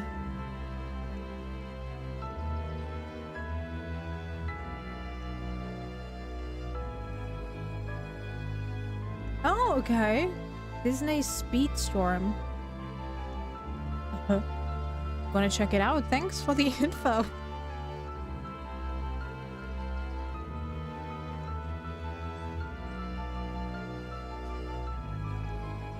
But yeah, that is my opinion on that matter. You know, I'm the wrong person to ask about any sexual romantic type of dilemmas, because I'm asexual and and aromantic, so yeah, I'm always of the opinion, try it out. If it works, it works. If it doesn't, it doesn't. And be honest with your feelings. Because keeping people in the dark, in limbo, so to speak, is just not a very nice thing to do.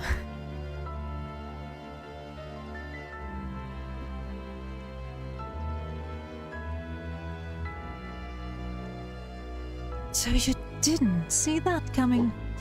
Good. Sharper examined his new hands. Well, this is quite the improvement. Everything looks so much smaller now. Alienor was right about one thing. This festival was a ruse. I wanted you all to witness my glorious return with your own eyes. Why does everyone look so downtrodden? This is a celebration, people. Maybe it would help if we set the mood. Mr. Kerr, be a dear and reveal the sign. Ha! Wonderful. Sharper choked out a crude squawk of a laugh. Frustrated grumbles sprinkled through the crowd. Proper, you malicious bastard. Oh. I'm glad you're back so I can tell you to your face. You destroyed this town. We ain't gonna let you get away with it again. Sorry, this is not the time for audience participation. Some assistance, Mr. Kerr. William Kerr gave a subtle nod to the clipboards. You coward! Does anyone else have something to contribute? A helpless quiet settled over the crowd. I thought so. Did you all truly believe you could be free of me? A town of complete and utter fools. You people should be celebrating my return. You are clearly lost without me. And that leads me nicely to my children. Daddy? I gave you both the greatest gift a parent can give. The opportunity to prove yourselves in my absence. Squandered. To say I am disappointed would be an understatement. But I...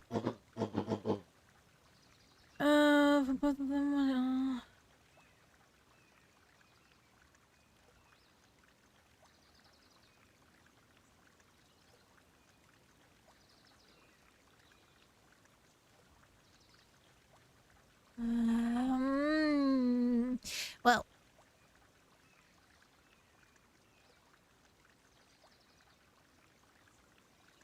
if she goes for surgery, which is not a must, of course. Nobody should be forced to change their body. They could at least get closer to the desired shape of body.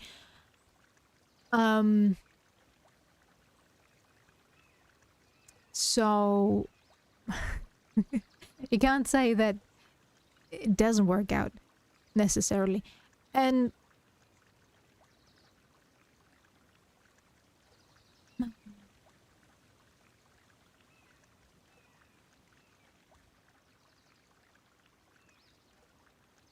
I'm not saying they should try out having sex. I would say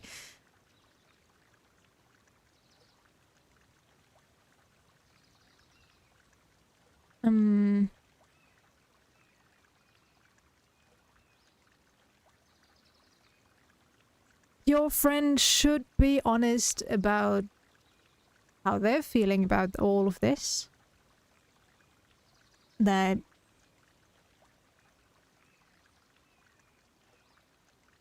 being with somebody that is, well, in a male's body is making them uncomfortable.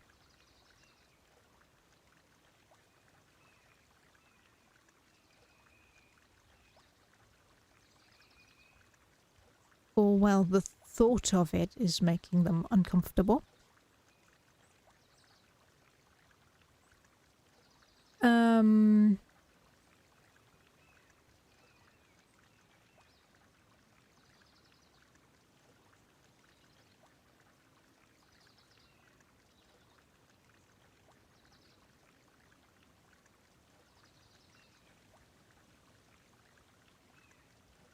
Yeah. Honesty is the key, sadly, to any kind of relationship.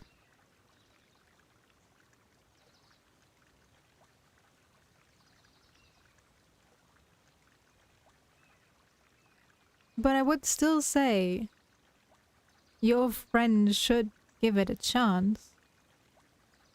Not about having sex, but about seeing that person, that girl, the way she wants to be perceived. And it might not help. It might not go anywhere, but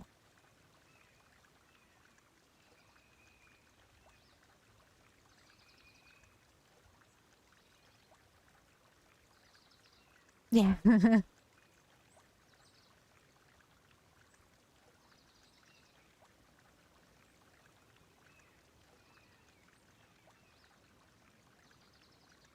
And as I said,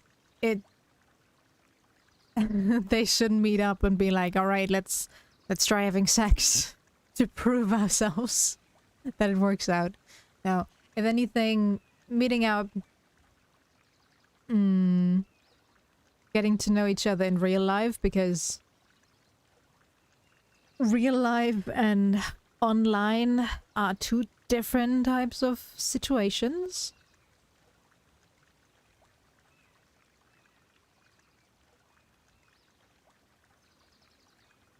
and it can change the outlook on everything.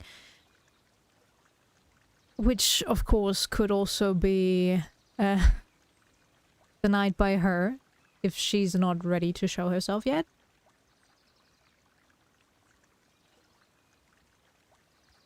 But that she did the step and revealed herself is already a show of trust, so your friend shouldn't deny her the chance of getting to know each other a bit better.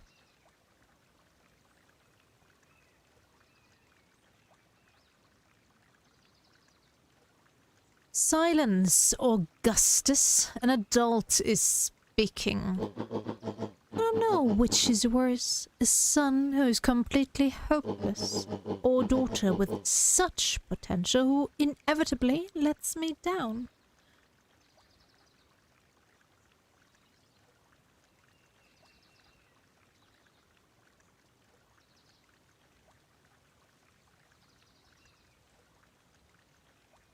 Friends for sure.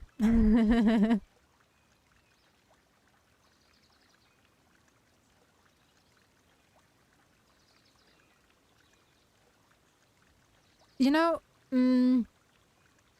I've got a friend of mine who is currently dating a trans man.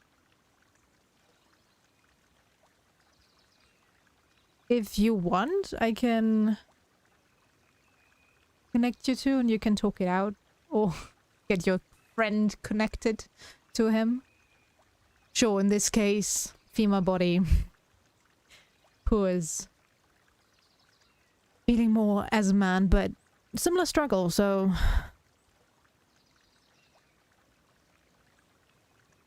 if you want to, I can ask if they're down for it.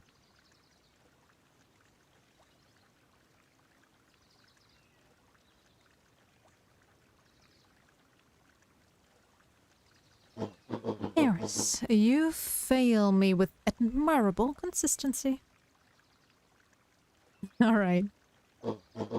Thankfully, I was counting on it this time. Father, I've been wasting time, my dear. What have you accomplished? I was focused on cementing our legacy. Legacy. Who needs a legacy when you can just live forever? But what about... It's alright, kiddo. I'm afraid you suffer from a complete lack of imagination. There's just no helping it. Now then, where is Joseph? You didn't take the opportunity to slip off, did you? Ah, there he is. Everyone should give him a hand. None of this would have been possible without Joseph. I think you've said enough. Nonsense. The people deserve to know how helpful and loyal you've been. I only did what I did because he left me no choice. You always had a choice, Joseph. You were simply too weak to take it. No matter. Cheer up. You're about to be rich beyond your wildest dreams. You should follow Mr. Kerr's example. When I found him, he was in a sorrier state than any of you. An aging actor, desperate to recapture his youth.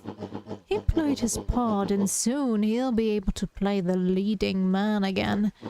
Forever, in fact, if he remains loyal.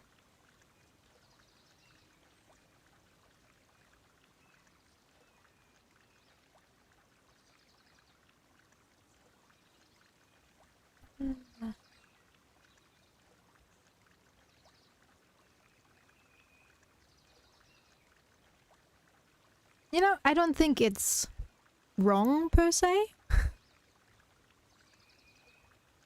And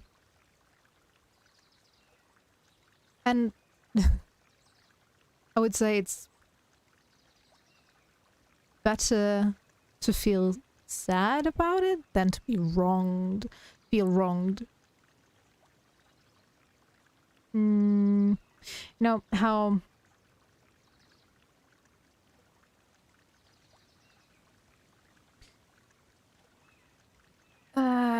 some people turn to violence because things don't go their way, so feeling sad about it could also mean that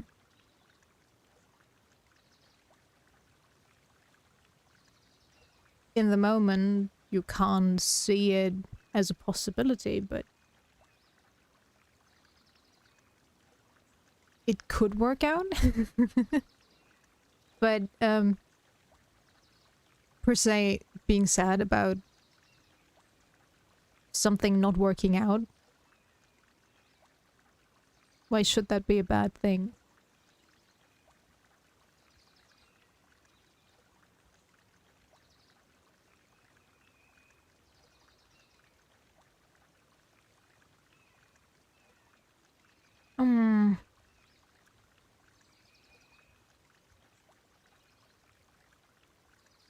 But you shouldn't be so hung up on boy and girl, yeah?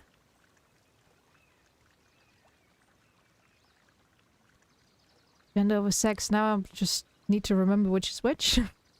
Gender is what you give yourself, sex is what you're born with? Right? Well, gonna go with it.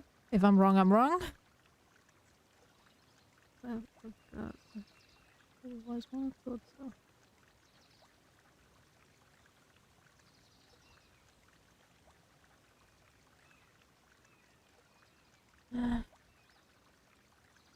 The thing is, she is a girl, sure. As I said, her sex may be male, but her gender is still female.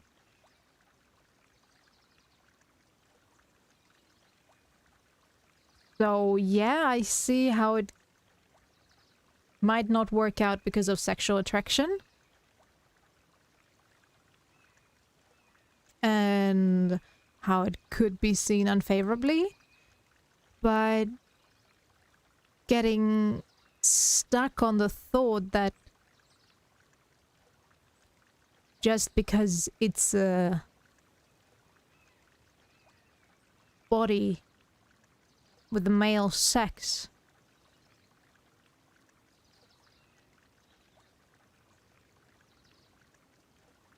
just doesn't feel right. But I still understand the struggle.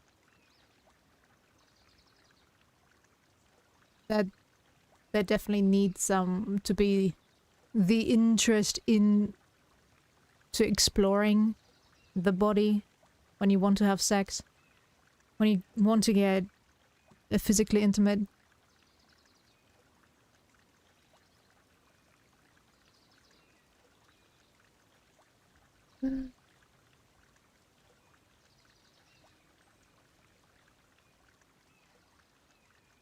I'm gonna guess that that was a video call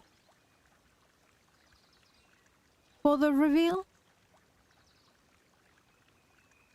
Because don't get me wrong, but there are beautiful trans girls out there that you couldn't see as male just from looking at them. Undressed, I couldn't say, but at least dressed.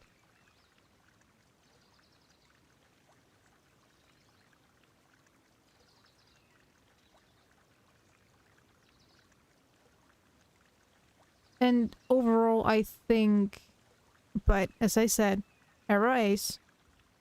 I can only speak from what I've learned from other people. But if your romantic attraction is strong enough, you would be able to overlook stuff that doesn't necessarily fit your usual MO. doesn't mean you have to try it out. I'm not forcing anything.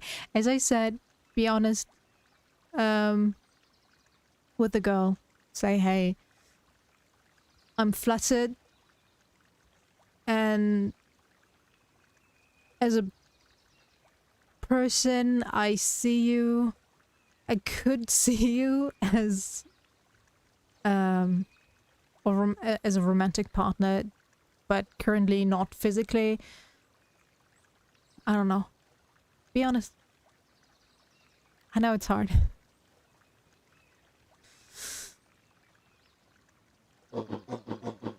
That goes for all of you. Well, those who haven't really frittered away my goodwill. Beacon Pines is mine again. And I'm willing to share its spoils in exchange for absolute loyalty. Are you saying William Kerr was never in charge of Perennial Harvest? You think that puffed up Bletherskite would have accomplished all of this? Dawn, I suppose it's time for your big exclusive. Sharper addressed the crowd with indignant pride. He'd planned this moment for so long that now, at the deed's fruition, it almost felt frivolous. You see, I needed a figurehead to hold things down while I orchestrated my return.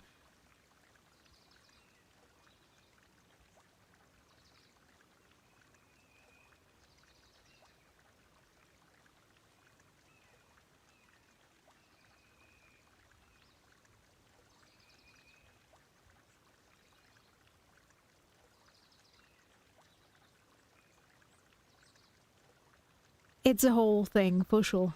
As I said, nobody needs to be forced into anything that they're not interested in.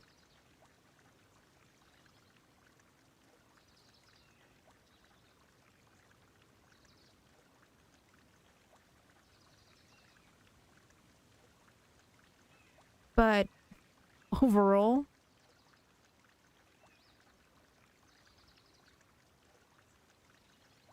sure, the female body is more beautiful.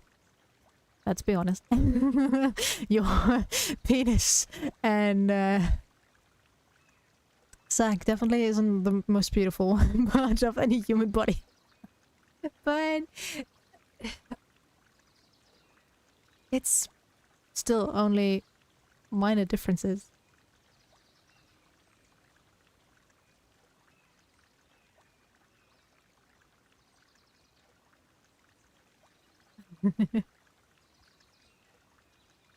For sure, for sure.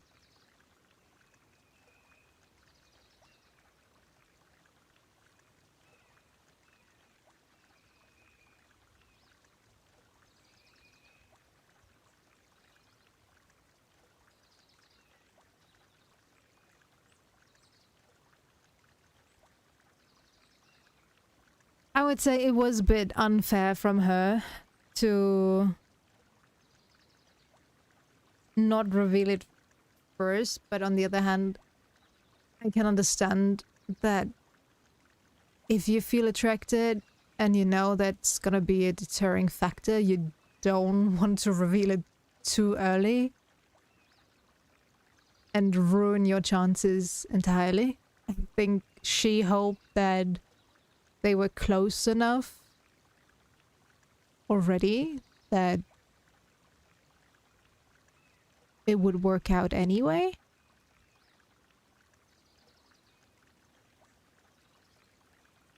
But yeah, they should definitely sit down and talk. Talk it out, be honest about their feelings, about how they want to continue with this situation. Probably take a break. Oh, no problem.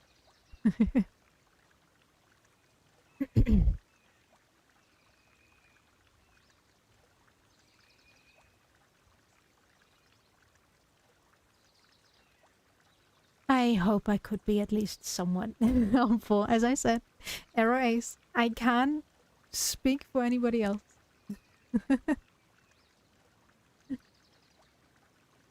My very limited sexual experiences are exactly that, very limited.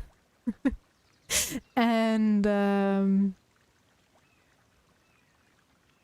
my romantic relationships pretty much all ended when anybody confessed to me. Yay.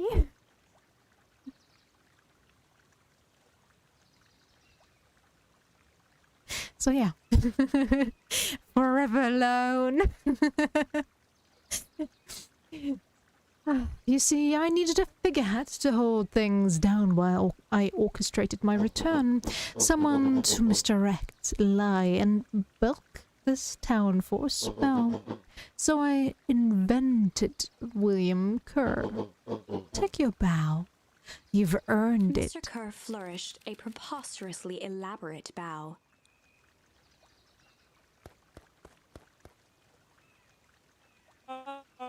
Patrick C. Montesquieu, thespian extraordinaire, at your service.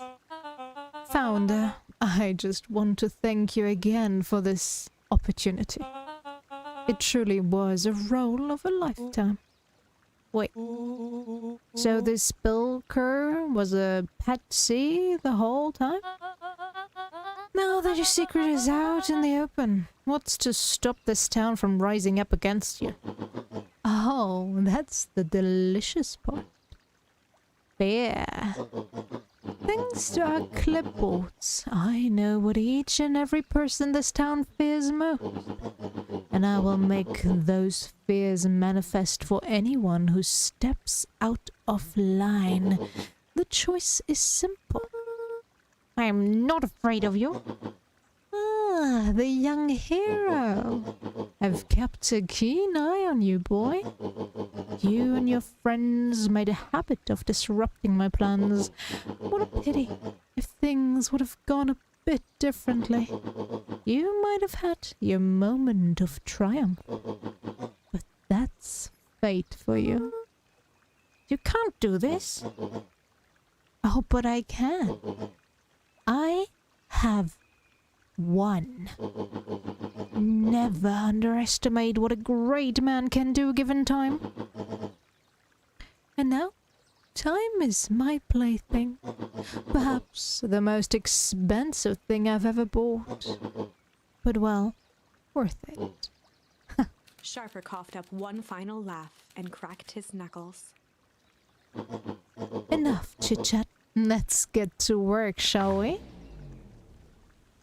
And so, Sharper set about remaking the town in his own image. The fertilizer factory soon reopened for business. Sales rose steadily as more and more farmers across the countryside began to swear by its miraculous properties. And it's happening again? Beacon Pines became famous. A secretive town that, for the right price, shared its gifts with all.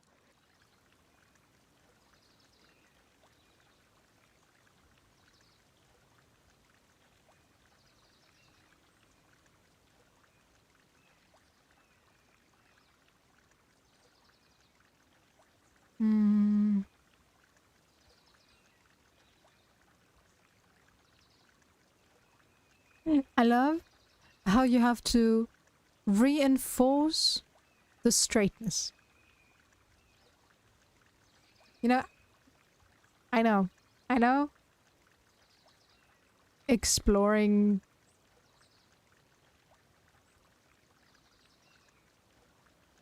No, don't worry. As I said, I'm aromantic, asexual. I'm not romantically or sexually attracted to anyone. So I will never find anyone. And I'm not interested in pursuing a sexual romantic relationship.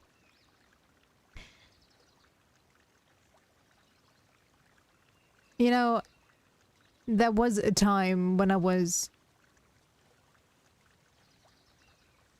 thinking I had to. That's why when somebody confessed to me, I was always like, you know what? I don't feel interested in you in that way, but sure, let's try it out. And that was Normally the thing when they were like, all right, let's not. Because yeah, might have been a bit too blunt, but it's fine.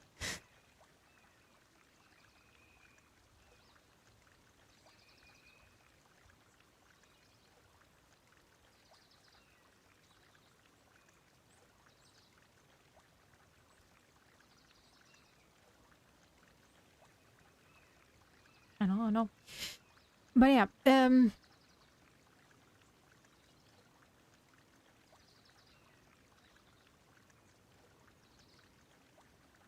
sorry. I'm still amused by you enforcing the straight part.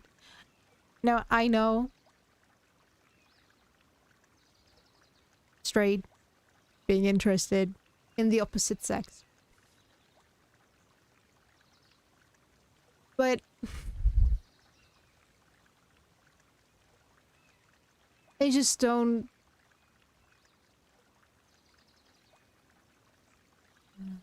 how should I say that?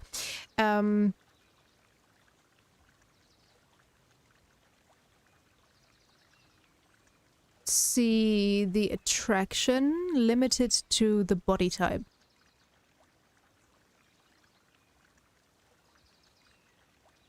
In my opinion, getting along with the person you're interested in is way more important than your sexual attraction. You can always work around it in some way, shape, or form. Sure, depends on your age, your overall lust, I guess. But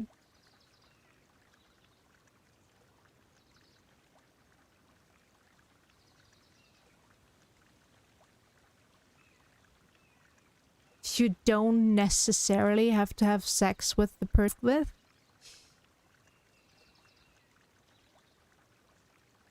So yeah. If there are feelings involved, I would still say try it out. Give it a chance. Start as friends, maybe friends with benefits. Or try just a kiss. I don't know. But it sparks, it sparks. And when it doesn't, it doesn't.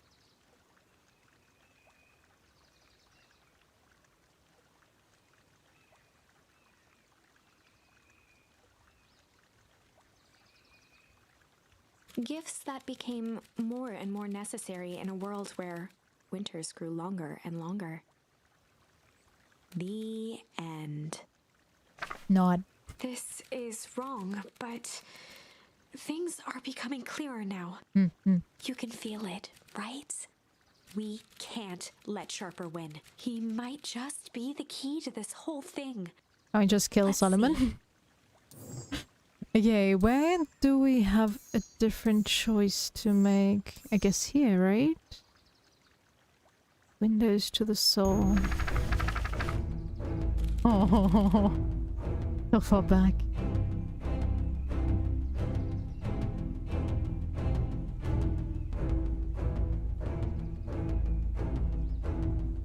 No, I'm not saying you should force yourself to be something you're not. What you are currently implying is that there's only like two body types, female and male, and you can only be attracted to one type of body.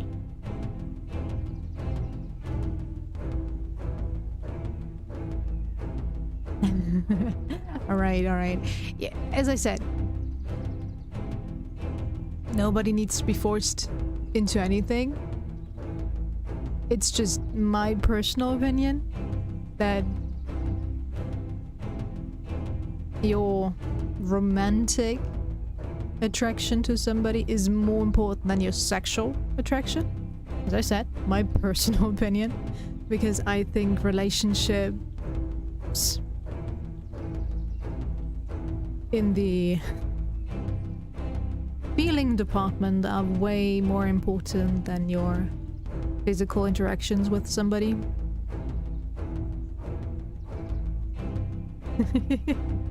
Yeah. It's fine, it's fine.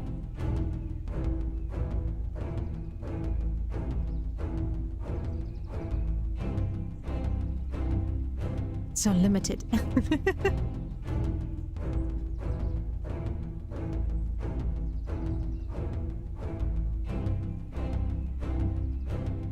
But yeah, nobody should be forced into something that they're not interested in. Honesty is the key. But since, as far as I understood, they haven't really met each other yet, it just feels wrong to say outright, yeah, I'm not interested in you, just because they haven't met. You know? Interests can change. Attraction can change.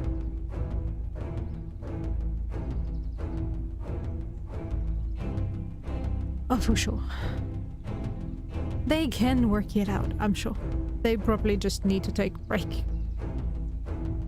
If their romantic attraction was deep enough, they're probably gonna have to take a break from each other, set their feelings straight, because otherwise it's gonna be awkward. Alright, let's be malicious. Oh, okay, no. We see the malice in Mr. Nuncrete's eyes, I guess. There was a malice lurking behind those eyes, like a trap ready to spring.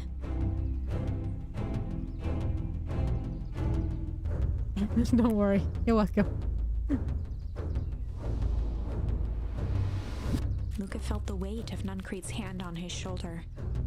Something wasn't right. He didn't know why, but something was telling Luka to get out of there. I just want this to all be over. Of course, I'm sure it will all work out soon enough. I should get going. I told Roxy I'd check for Rolo at the treehouse. Luka twisted free of Nuncrete's grasp. Of course.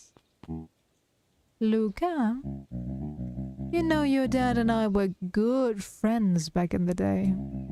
You can come to me with anything. Anything at all.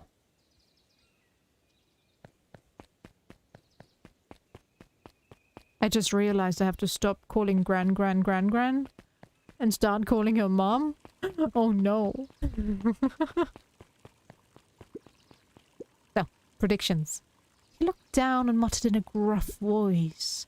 Mama always told me my problems would look smaller once I grew up, but my problems always seemed to grow right along with me. Heavens, I sense big trouble ahead. Same.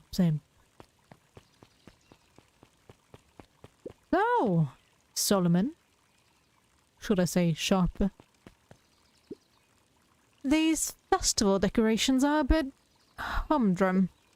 Now, if I were to throw a festival, it would be a thing to behold.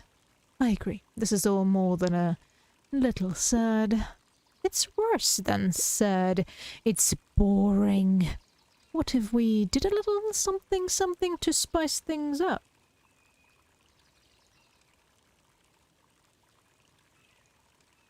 Oh, sure. You know, I think people are limited in their own view of the world because everybody has made different experiences, everybody lived a different life, so getting different viewpoints definitely can help with decision making. But in the end, the decision will still be left to the person themselves, so...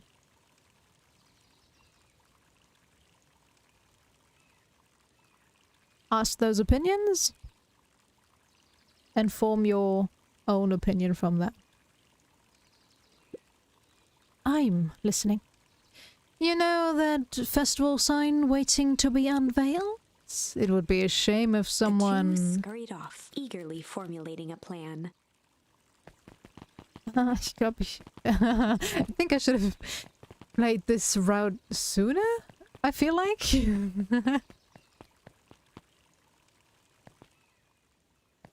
Are you still studying? Don't want to talk to me? Okay, fine, I guess. Hate me all you want. Identify yourself, please. Nelly? Woodwell. I work here now. I am unable to locate you on our staff roll. Oh, I don't officially start until tomorrow. Mr. Kerr said I could come in early tonight to get a few things done. Hold, please. Clearance authorized. Thank you. Our harvest awaits. Nope. Wow.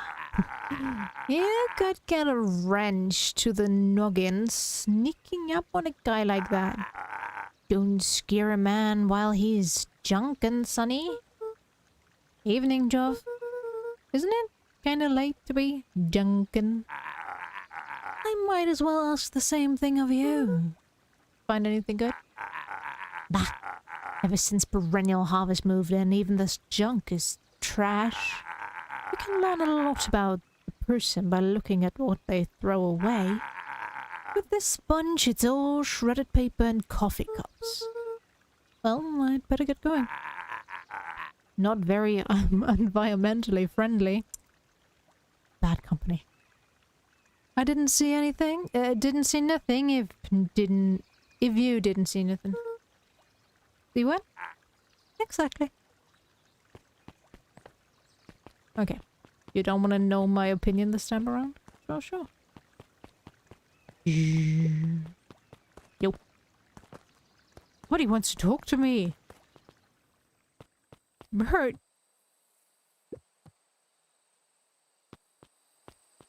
Okay, we have a new bait. New. Sad. Luka gently good for skim.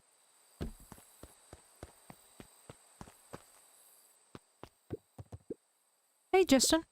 Have you seen Rolo come this way by any chance? Afraid not. As elusive as the fish in this here pond.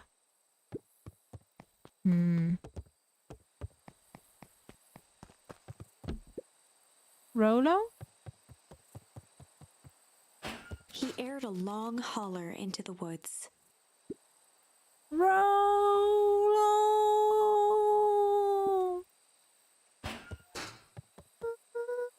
Rolo, wherever you are, I hope you're okay. Luka felt his eyes getting heavy and plopped into the beanbag. He conceded to its lumpy embrace.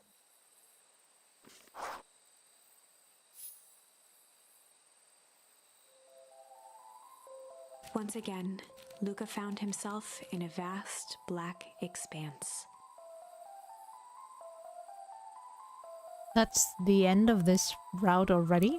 This time, he knew exactly where to go. He took a single confident step forward. The world flickered and pulsed. He found himself standing in front of the frigid air of a blazing campfire. The source. He plopped down cross-legged and gazed into the cold flame, waiting. Soon enough, the fire began to die out, popping sporadically, until all that was left was a single ember. Luka stood up and dusted himself off. He plucked the glowing ember from the cold ash, examined it, and slid it into his pocket. A keepsake. The voice of his father spoke behind him. "You made me proud, Buckaroo." Luka turned to face him. "Dad, what is this place?" A warm grin grew across his father's face. A place where everything that has been and everything that could be all wait together. Luka found himself staring at his father's face, trying as hard as he could to memorize every single detail. It's nice, right? Wait? For what? But sometimes they're pretty on the nose with their music choices. Another voice spoke out as Luka's doppelganger stepped forward. Or should I say they started off too early? Yeah, they started off too early. Like, I think that was during yesterday's stream? Or the day before, I don't know. It's getting to be a blur. But, Mr. Nuncreed. Sorry, with the other choice, locks Luka up. Yeah, Luka. And the music already plays this ominous music. Not this one. Can't remember. But a very ominous music plays very early on. Pretty much as soon as you meet him, it's like, okay, game, I get your hint, but what the hell? Maybe don't be so on the nose about it, but oh well, that's fine. I would say it is a kid's game after all, but this story I wouldn't give it to a kid. I don't think they would A, understand, and B, I think they would be traumatized by it. It is such a cute art style, and then the story itself is so dark. The chasm between it. That's up to you. Without knowing why, Luka began to weep. Is any of this real? Are you real? Peggy? Luka's father bent down to smudge away a tear.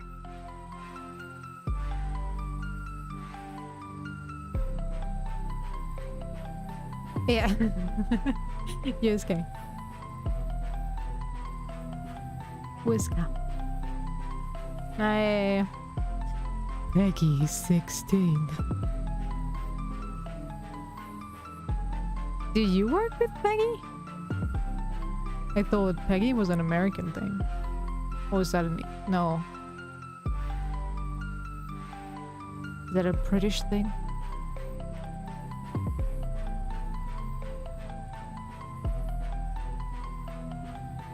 For a second there, I thought it was a name. Was like, who's Peggy?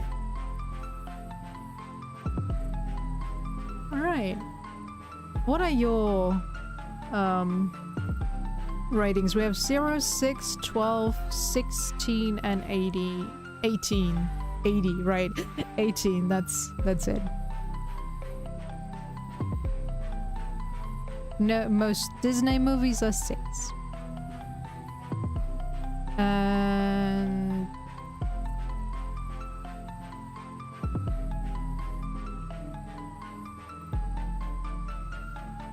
you can bring an underaged kid or a younger kid to a movie for 12-year-olds if a parental figure is with them. Not so much for 16. Okay. Good now.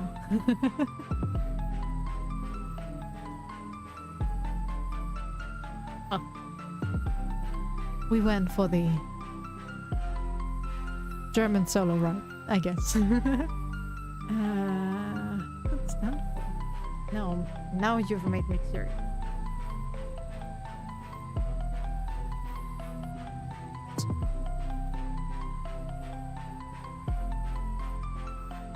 USK.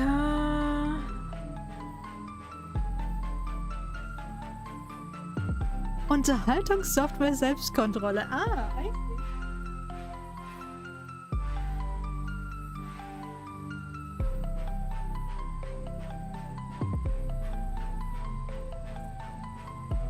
Because we have self-control for entertainment software. That's what USK stands for. Unterhaltungssoftware Selbstkontrolle. Unterhaltungssoftware? Unterhaltung, Entertainment, Software. The.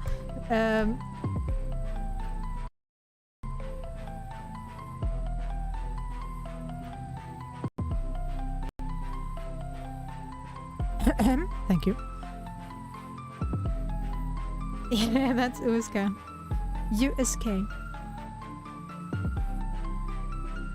I love how they're saying Selbstkontrolle, so self-control, but it is an institution checking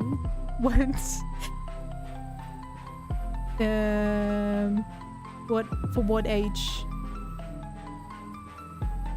something is legible, I guess.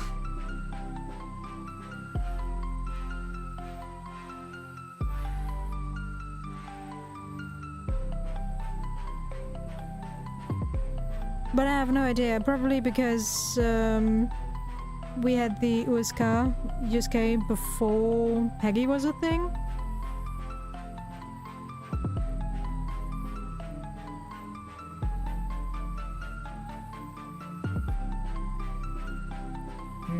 Let me Google that, actually.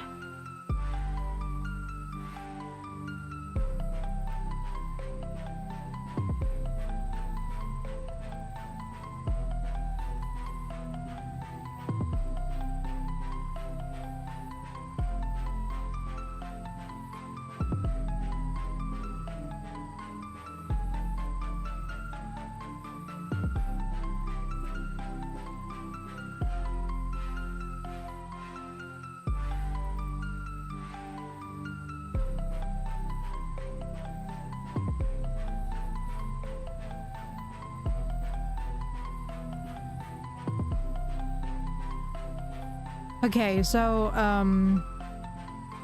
Peggy is a suggestion, while the USK is an absolute.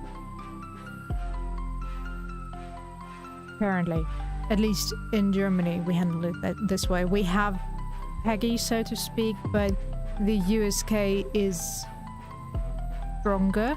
So the USK, it says it's for this age group, this age demographic, then that's what goes.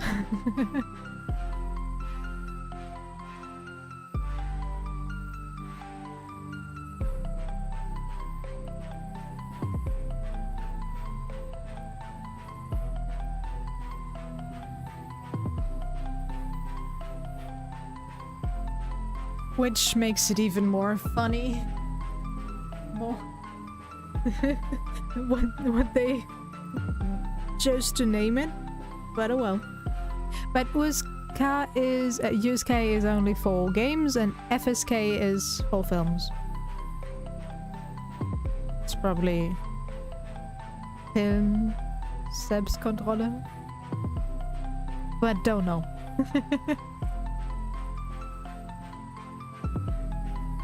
Of course. I'm as real as the part of you that misses me. Luka turned to look at the older version of himself.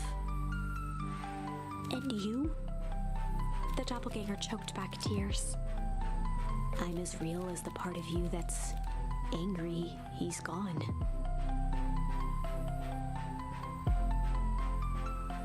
Oh, that's not necessarily a ban, but it's like, as I was starting to say, only we have these age groups 0, 6, 12, 16, 18.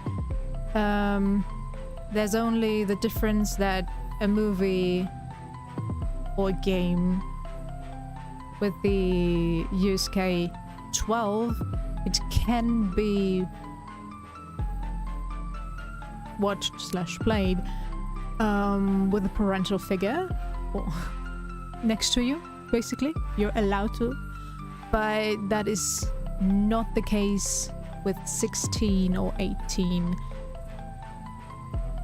I just remembered on my 16th birthday, or a couple months prior to my 16th birthday, Salt was released to the cinemas.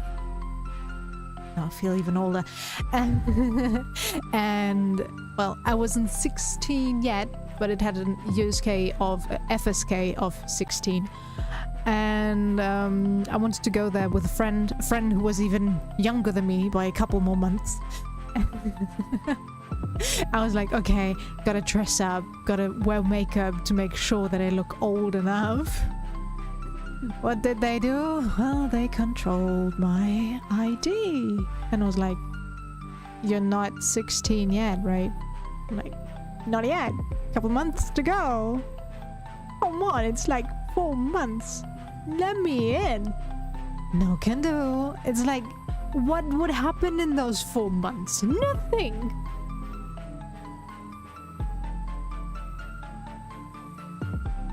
Yeah, let's be honest, they only really check for USK 18 when it comes to games. For movies, they do be more thorough though.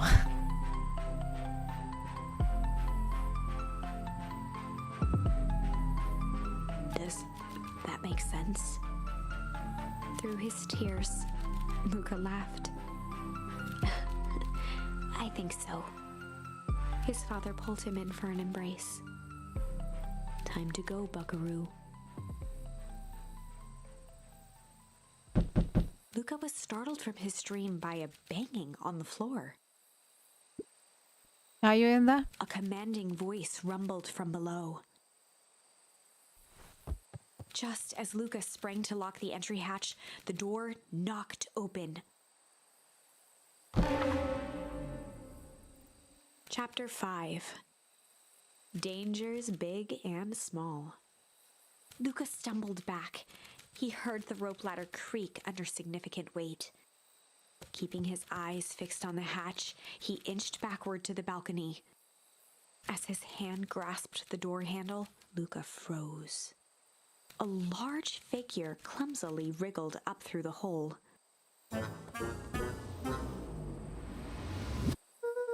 Stop right there. Oh, Rolo fell into one of those tanks? Yep. You go back and forth, as I said. This is a tree of choices. And we're currently following the malice part. But it seems to be the last branch. 1, 2, 3, 4, 5, 6, 7, 8, 9, 10. Oh no! One more is coming up. I read something of 11 branches. Of choice. Points of choice. So, yeah. But those chapters are getting shorter as you go on, I guess. Or I'll... Sheesh! I know it's dark and all, but I figured you'd recognize me. Who are you? The large figure cocked its head inquisitively. Stop now, or I'll clobber you with a baseball bat. Whoa, whoa, whoa, take it easy. Luka, you need to get your eyes checked. It's me, Rolo. Nice try, but I know you aren't Rolo. You're like one of his random uncles or something. Where is he? Uncle? Luka, quit messing around. It is me. If it really is you, prove it. Flaming chicken coop. Luka. Luka's jaw dropped. He peered more closely at the man standing in front of him.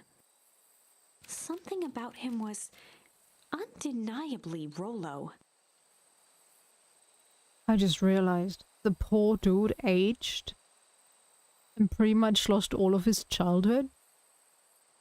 Unless he gets the chance to turn back time by going into another of those magical pots. But if anything, I would hope that they give Eleanor the chance to DH first. Ah. Poor Rolo. Poor mom. Only bigger, older, changed. How? What happened to you? When I was running away, I ran into more people in those yellow suits. They grabbed me and dragged me away. What? Where did they take you? Don't know. They threw a bag over my head. It was cold and smelled like a swimming pool. I think it was an underground lab or something. They made my hands all big. Look. Rollo proudly presented his hands to Luka. Pretty sweet, right? I mean, it wouldn't be my first pick for superpower. But beggars can't be choosers. Rolo, it wasn't just your hands. My feet too? Dang, Pa just made me new shoes. Wait, Luka, why are you so small? Luka moved to the side and pointed Rollo to his reflection in the balcony window. What the... His hands shot up to his face. You would think that he realizes that he is like a head taller than Luka a bit earlier. You know, as someone wearing glasses, one of my... Ooh. What number of pairs was that? I don't know. My fourth pair, I guess. Just gonna call it my fourth pair of glasses. Anyway, when I stepped out of the shop with my new glasses on, I felt so tiny because suddenly everything close to me was so sharp and was like, was I always this tiny? Oh well, you get used to it, but never feels nice to be reminded how tiny you are.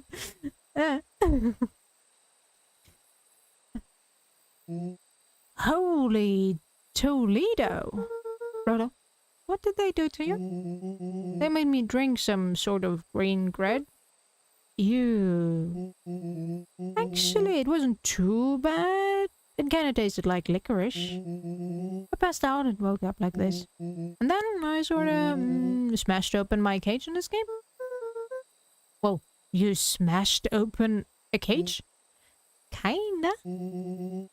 At least I think I did. It's all a bit of a blur. They had you in a cage? Who are these people? I don't know who did this to you, but we're gonna fix it. You're right. I did say I only wanted to go for another hour. Oops.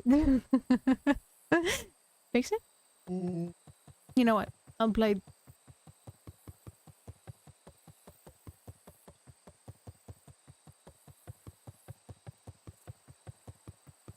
Don't worry, don't worry. Already? You're an hour ahead of me? How dare you? But weren't we in the same time zone last time? Last time I streamed past midnight?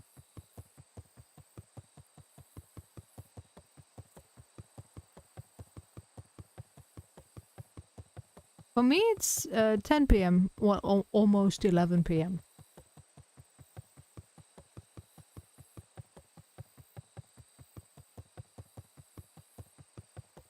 Ah, okay, you had a typo. Just realized.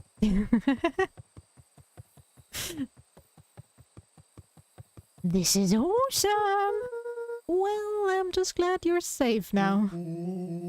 Luka, you don't need to worry about me. Sure, I got snatched, but look at it this way. I got snatched. I know where snatched people go. We may finally have a lead on what happened to your family. Maybe you're right, but this is all so dangerous. Danger. Ha! Rollo shadowboxed a few jabs. I'll take them all on. Hey, fellas. What's up? What happened to your hair? It looks nice, don't get me wrong, back, but why do you look so different? With a yelp, Rollo dove behind Luka. Ah! Take cover! Did I come at a bad time? Who the heck are you? This is back. Sorry, something truly bizarre just happened and I needed help. I didn't know where else to go. So, you're just hanging out here with your large adult friend? Ah, no, this is my buddy Rollo. This is your missing friend? One and the same. He seems a little old. I'll have you know, this is a recent development. What the heck does that mean? Oh, I'm sorry. You are the one who just showed up out of nowhere. So we'll be asking the questions here. That's fair. How did you find us? Your silly little trios? Think you mean our silly little mission control? I had to break it to you, but your secret path isn't so secret. And I could hear your racket from a mile away. See, Luka, this is why we need to improve security around here. But now, Rollo. Beck, you said something bizarre happened? Yeah, but... She shot a nervous glance at Rollo. Anything you can say around me, you can say around Rollo. This has been a weird day all around, hasn't it? Yep. Beck's eyes narrowed. Okay, so it all started when I made it back home. My first order of business was to try to salvage my hair. So I dyed it with some stuff from the chemistry set my mom gave me. Alright, this is the path where her hair turned grey or partially white, whatever. Sometimes it's hard to keep track on what path you're currently on. Would kind of be nice if there was more of a hint of what happens.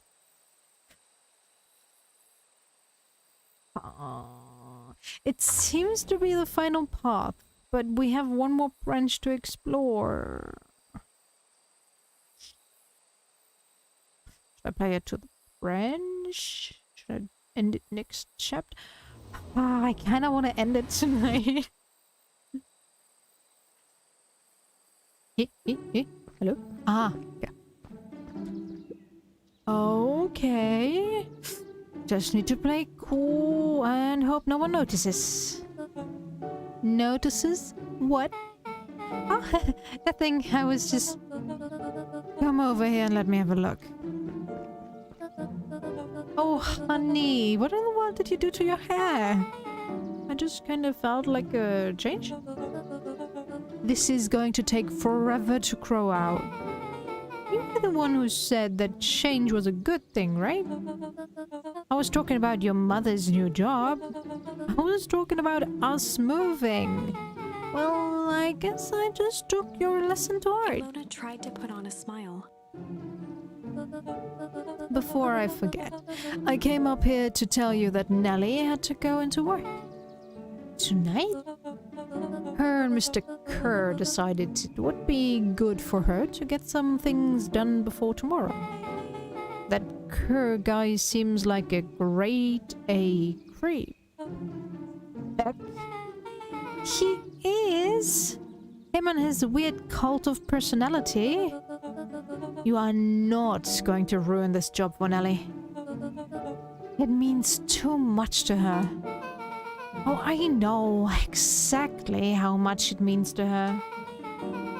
It means enough to her to exile her daughter to this podunk. I learn weird words every day. Town. This place sucks. The people are weird. You just don't know them yet. It's always cold. We're in the mountains. You'll get used to it. I can't even pick up a single decent station on the radio.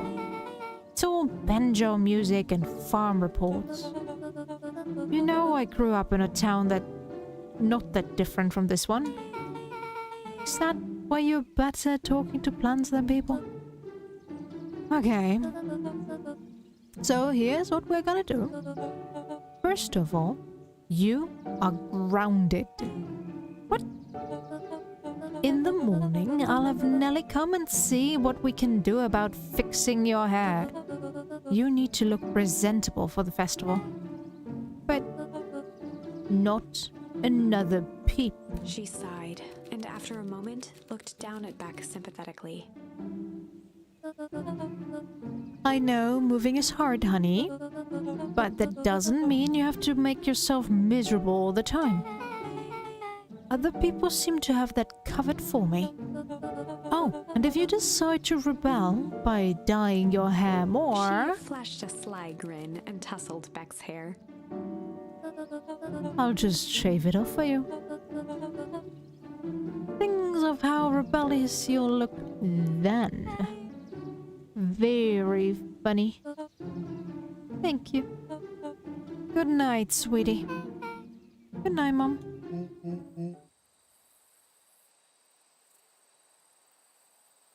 I just can't get used to it that they keep referring to both moms as mom. I don't know, I'm so used to them saying mom and mummy or something. Just use different words to make sure that everybody understands that who they're talking about. Oh well. Wait. First of all, this town does not suck. Second, you need help because you got grounded? No. I'm sorry you got in trouble.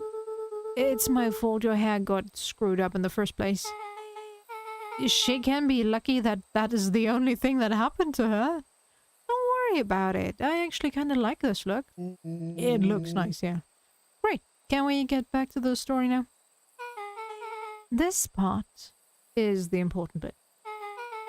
I have this radio upgraded with my mom and I was too angry to sleep. So I tried to dial in something worth listening to.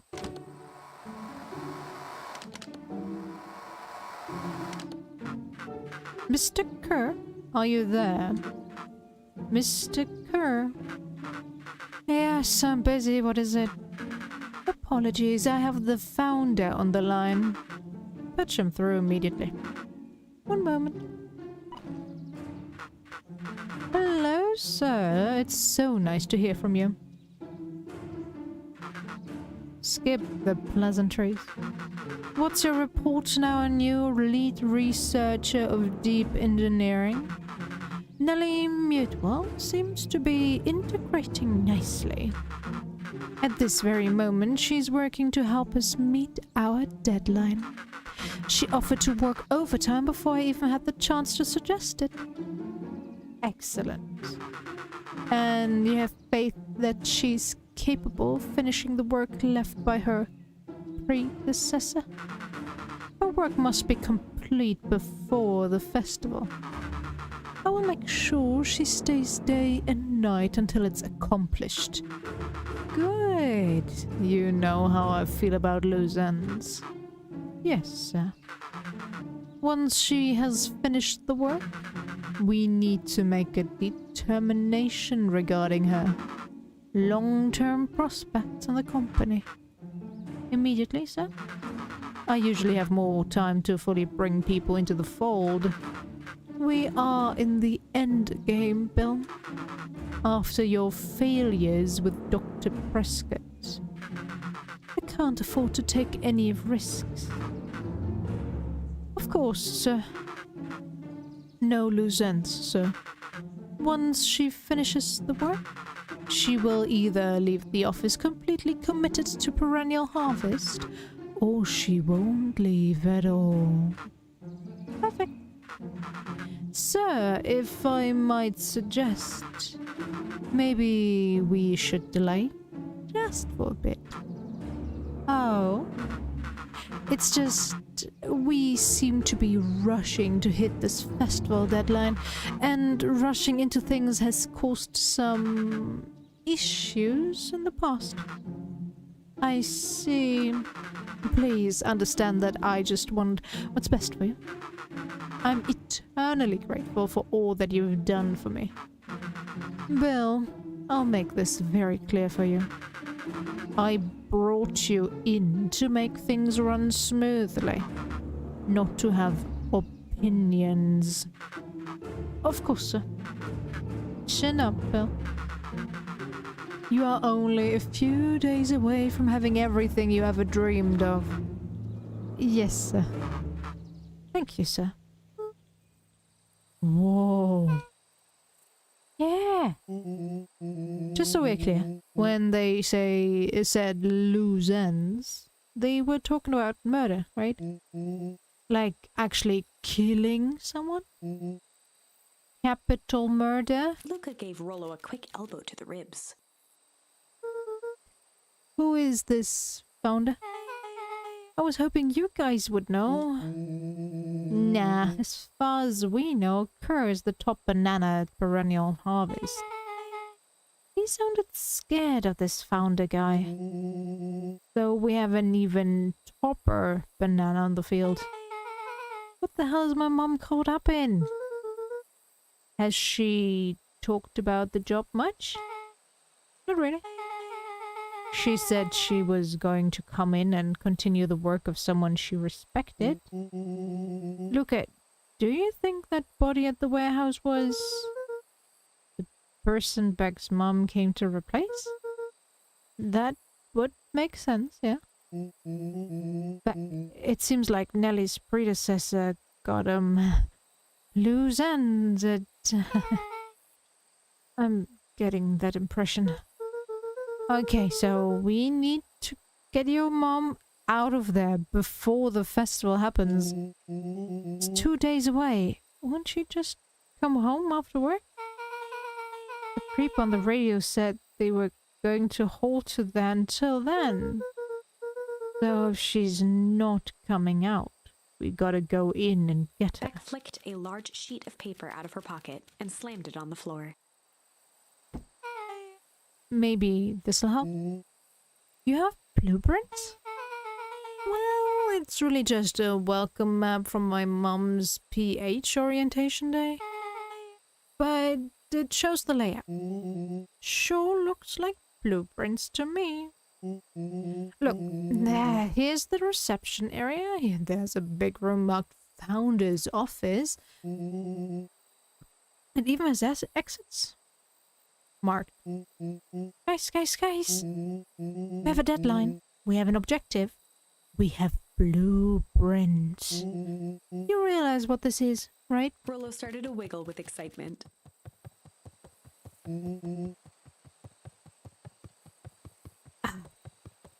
I think we're heisting. This is officially a heist.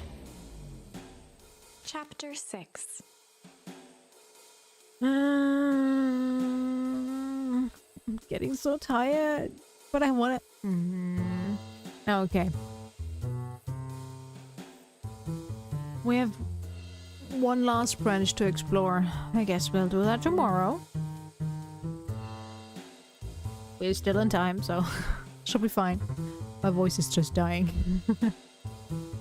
And this button. Yeah, works. Works out fine. I wanted tomorrow off just so I have more time to work on the stuff that I actually need to work on, but well, yeah, it has autosave, yeah. Luckily.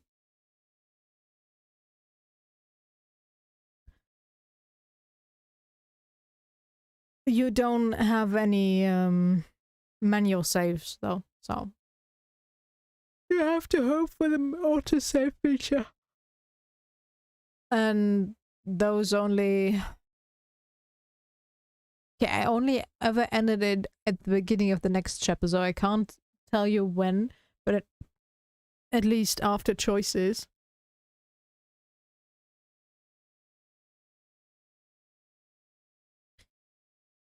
Don't worry. Don't worry, Erica. You're welcome regardless. And if you're early tomorrow, you can catch the end of the game. Sounds like a good plan, right? But yeah, as always, thanks for sticking around. I hope you enjoyed it. And you're very welcome. I hope my opinion helped you in any way, shape, or form. Form your own opinion. Or help form your own opinion. And as I said, I can at least provide some connections.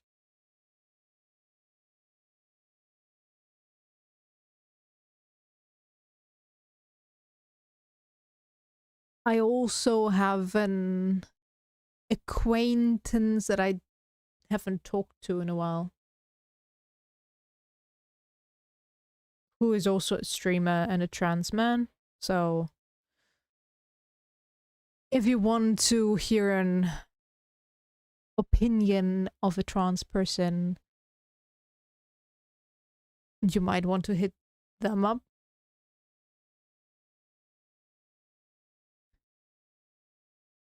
Do they still go by Wizark?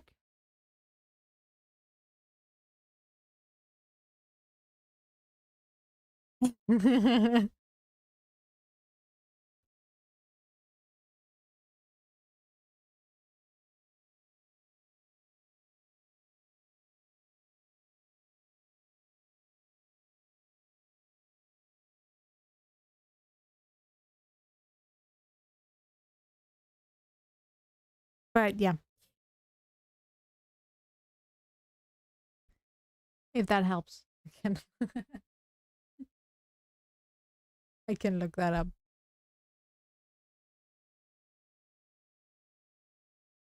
Anyways, thank you. Bye bye. Have a good night and day and whatever. See you. Take care.